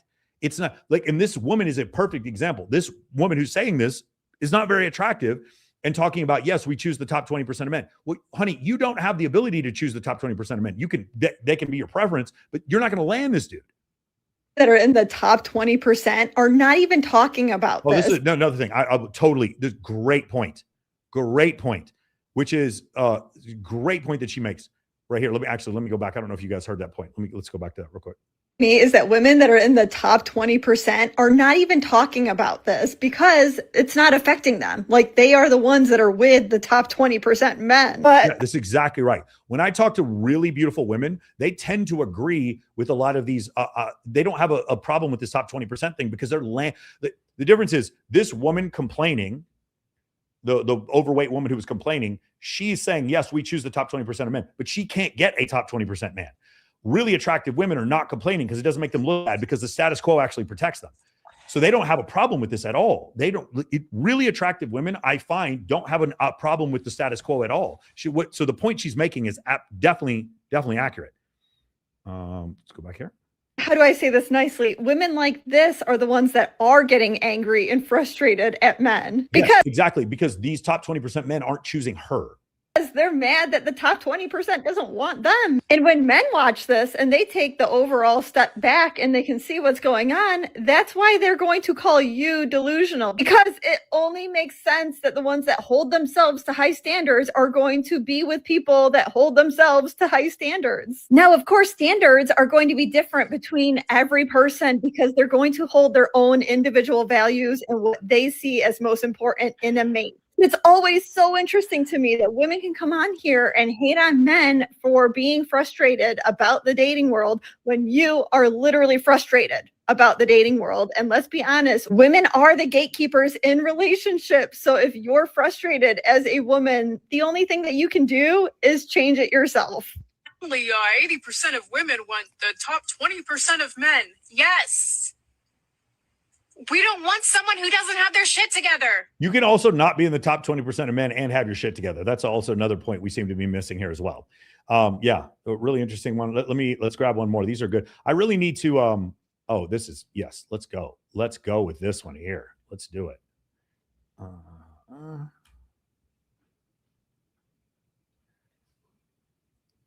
You know who sends me the best videos? We could just react to just his videos, or Owen. Owen sends the best videos to me. Owen knows exactly the stuff to send.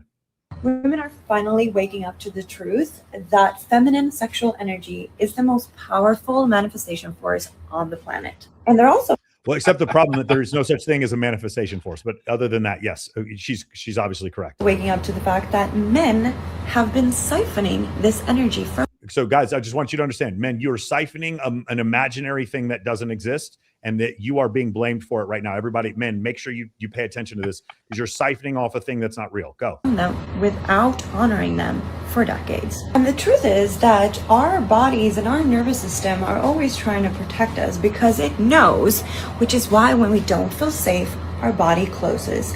Okay, but the problem is the same women who their body feels safe with their body, or when they don't feel safe, their body closes, then date a man and then complain that this man was a narcissist. So which is it? Why did your intuition not figure, if the intuition, what she's talking about, this female energy, was able to detect all these things about him not being safe, why weren't you able to detect this?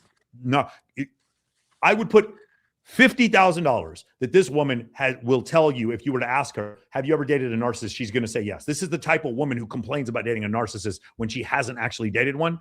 And so why didn't your intuition keep you from the narcissist? When we feel safe, our body opens. But too many women No, when you feel attracted, your body opens. This goes back to the whole comfort attraction. have been overriding these sensations because women have, again, been performing for someone else's pleasure. And that's not our fault, because that's centuries of societal conditioning, and the women in our ancestral line being taught to suppress their boundaries, their pleasure, their needs, their desires. So again, this is this is more of the denial of nature. Basically, it's nurture. It's years of patriarchal oppression is the reason why we're in this place. It's not because of genetics. And so we're just continuing to repeat that pattern until now, when we're breaking the cycle. We don't crave sex without safety anymore. We'd rather stay regulated than having our life force siphoned by a man that has low consciousness. Okay, so let's actually look at the data when it comes to this. So she's saying we don't crave sex without safety anymore. Well, it turns out, if you were to look, that the bottom third of men are having less sex, and she's right about not craving sex with those men. But the top 10% of men are having 33% more sexual partners than they were 20 years ago. So she's actually choosing, what she's saying is, women are choosing men who make them feel safe, i.e. men who are having sex with a more variety of women. And she's only saying it. She's So only saying men who had more sexual partners previously, like the top 10% of men are having even more, like 33% more. So when she's saying what she's saying, that women are now choosing sex with protection, the protection apparently is coming from the most promiscuous men. The data is backing me up. That's what the data is telling us very clearly. This is emotionally immature, abusive, and that's not pouring back into us. So anybody want to take a bet whether or not we could go back through her sexual history and find out if she's ever been with a man who was emotionally abusive or narcissistic, in her opinion? The physical realm. There are too many women in relationships with men that are literally draining their life force. Okay, wait, hold on. Which is it? She just said that women don't want to have sex with men without the feeling of safety. And now there's too many women who are having sex with men who are draining their life. It's like somehow she can be the hero and the victim at the same time. This is amazing gymnastics that she's doing here. Energy. And they end up with hormonal imbalances, irregular cycles. No, they end up with hormonal imbalances and irregular cycles because of the birth control pill and because of excessive estrogens that are in the foods that we eat and the water that we drink. It's not because of men siphoning their magical energy. Low libido, and they're blaming themselves and trying to treat the symptoms instead of understanding that their womb is actually speaking to them, because your body and your womb knows who's safe and who's not. And you are, through your womb, absorbing this man's energy. It's just so crazy. She's saying that women know who's safe and who's not. And then these same women are then complaining about the partners that they pick afterward. Which is it? It can't be both. This is insanity. Consciousness, wounds, traumas, demons, and this will actually stay in your womb longer than you would like after you stop being intimate with that person. So thank God. Wait, why are we being intimate with the person that she just said that we don't want? Yo, this is like my brain is in a knot right now. She said that we don't want sex without feeling safe, but we're being drained by the. Yo, how is this? It's like somehow she's been able to be the hero that breaks away from the chains of having sex with men who don't make her feel safe, and at the same time, women are having sex with men who are draining them. What? I don't understand this. That women are finally waking up and being more selective with who they're not only letting into their lives, but who they are letting into the sacred divine portal. Okay, one more time. Let me explain something to you. The data is very conclusive on this. Women are choosing more promiscuous men more, period. There is no doubting. I'm sorry. There's not a single shred of data. The GSS, every single piece of data that we find is that men at the top are having more sexual partners and men at the bottom are having fewer. So what she's stating is women are choosing a certain type of man. The only type of men that women are choosing more promiscuous men. There is no counter to this. There's nothing that I can find anywhere from the CDC, GSS, the IFS. They're all pointing in the same direction. Of creation. Women are okay. Crazy. Madness. Wow. That was a lot to digest. That was a lot to digest. All right, guys. Beautiful. Let's do something real quick. Our divine portal is being run by Mora. That's pretty funny. All right, guys. Can we do something real quick? Let's go because we've been on for 2 hours. I wasn't planning on going this long. Can we everybody move to Rumble for me? Can we have everybody move to Rumble? Yeah. Can we have everybody move to Rumble right now? I'll go throw the link in the YouTube chat. What's up? Yes. I'll go throw the Rumble link in the YouTube chat. You guys could all join Rumble. We're going to cut off everything else except Rumble. We're all going to join on Rumble right now. All you guys watching on, actually, I can post it here, can I? Let's just go to Instagram. And I'm going to post the link in Instagram.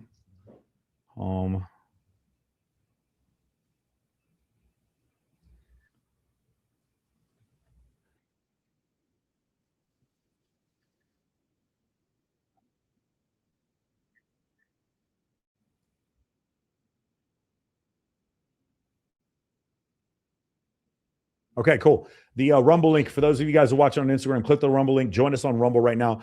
For those of you guys who are watching us on X, we're about to jump off. Please, all you guys on X, we're about to get out of here. Join us on Rumble. The link is in the chat right now, and we are off.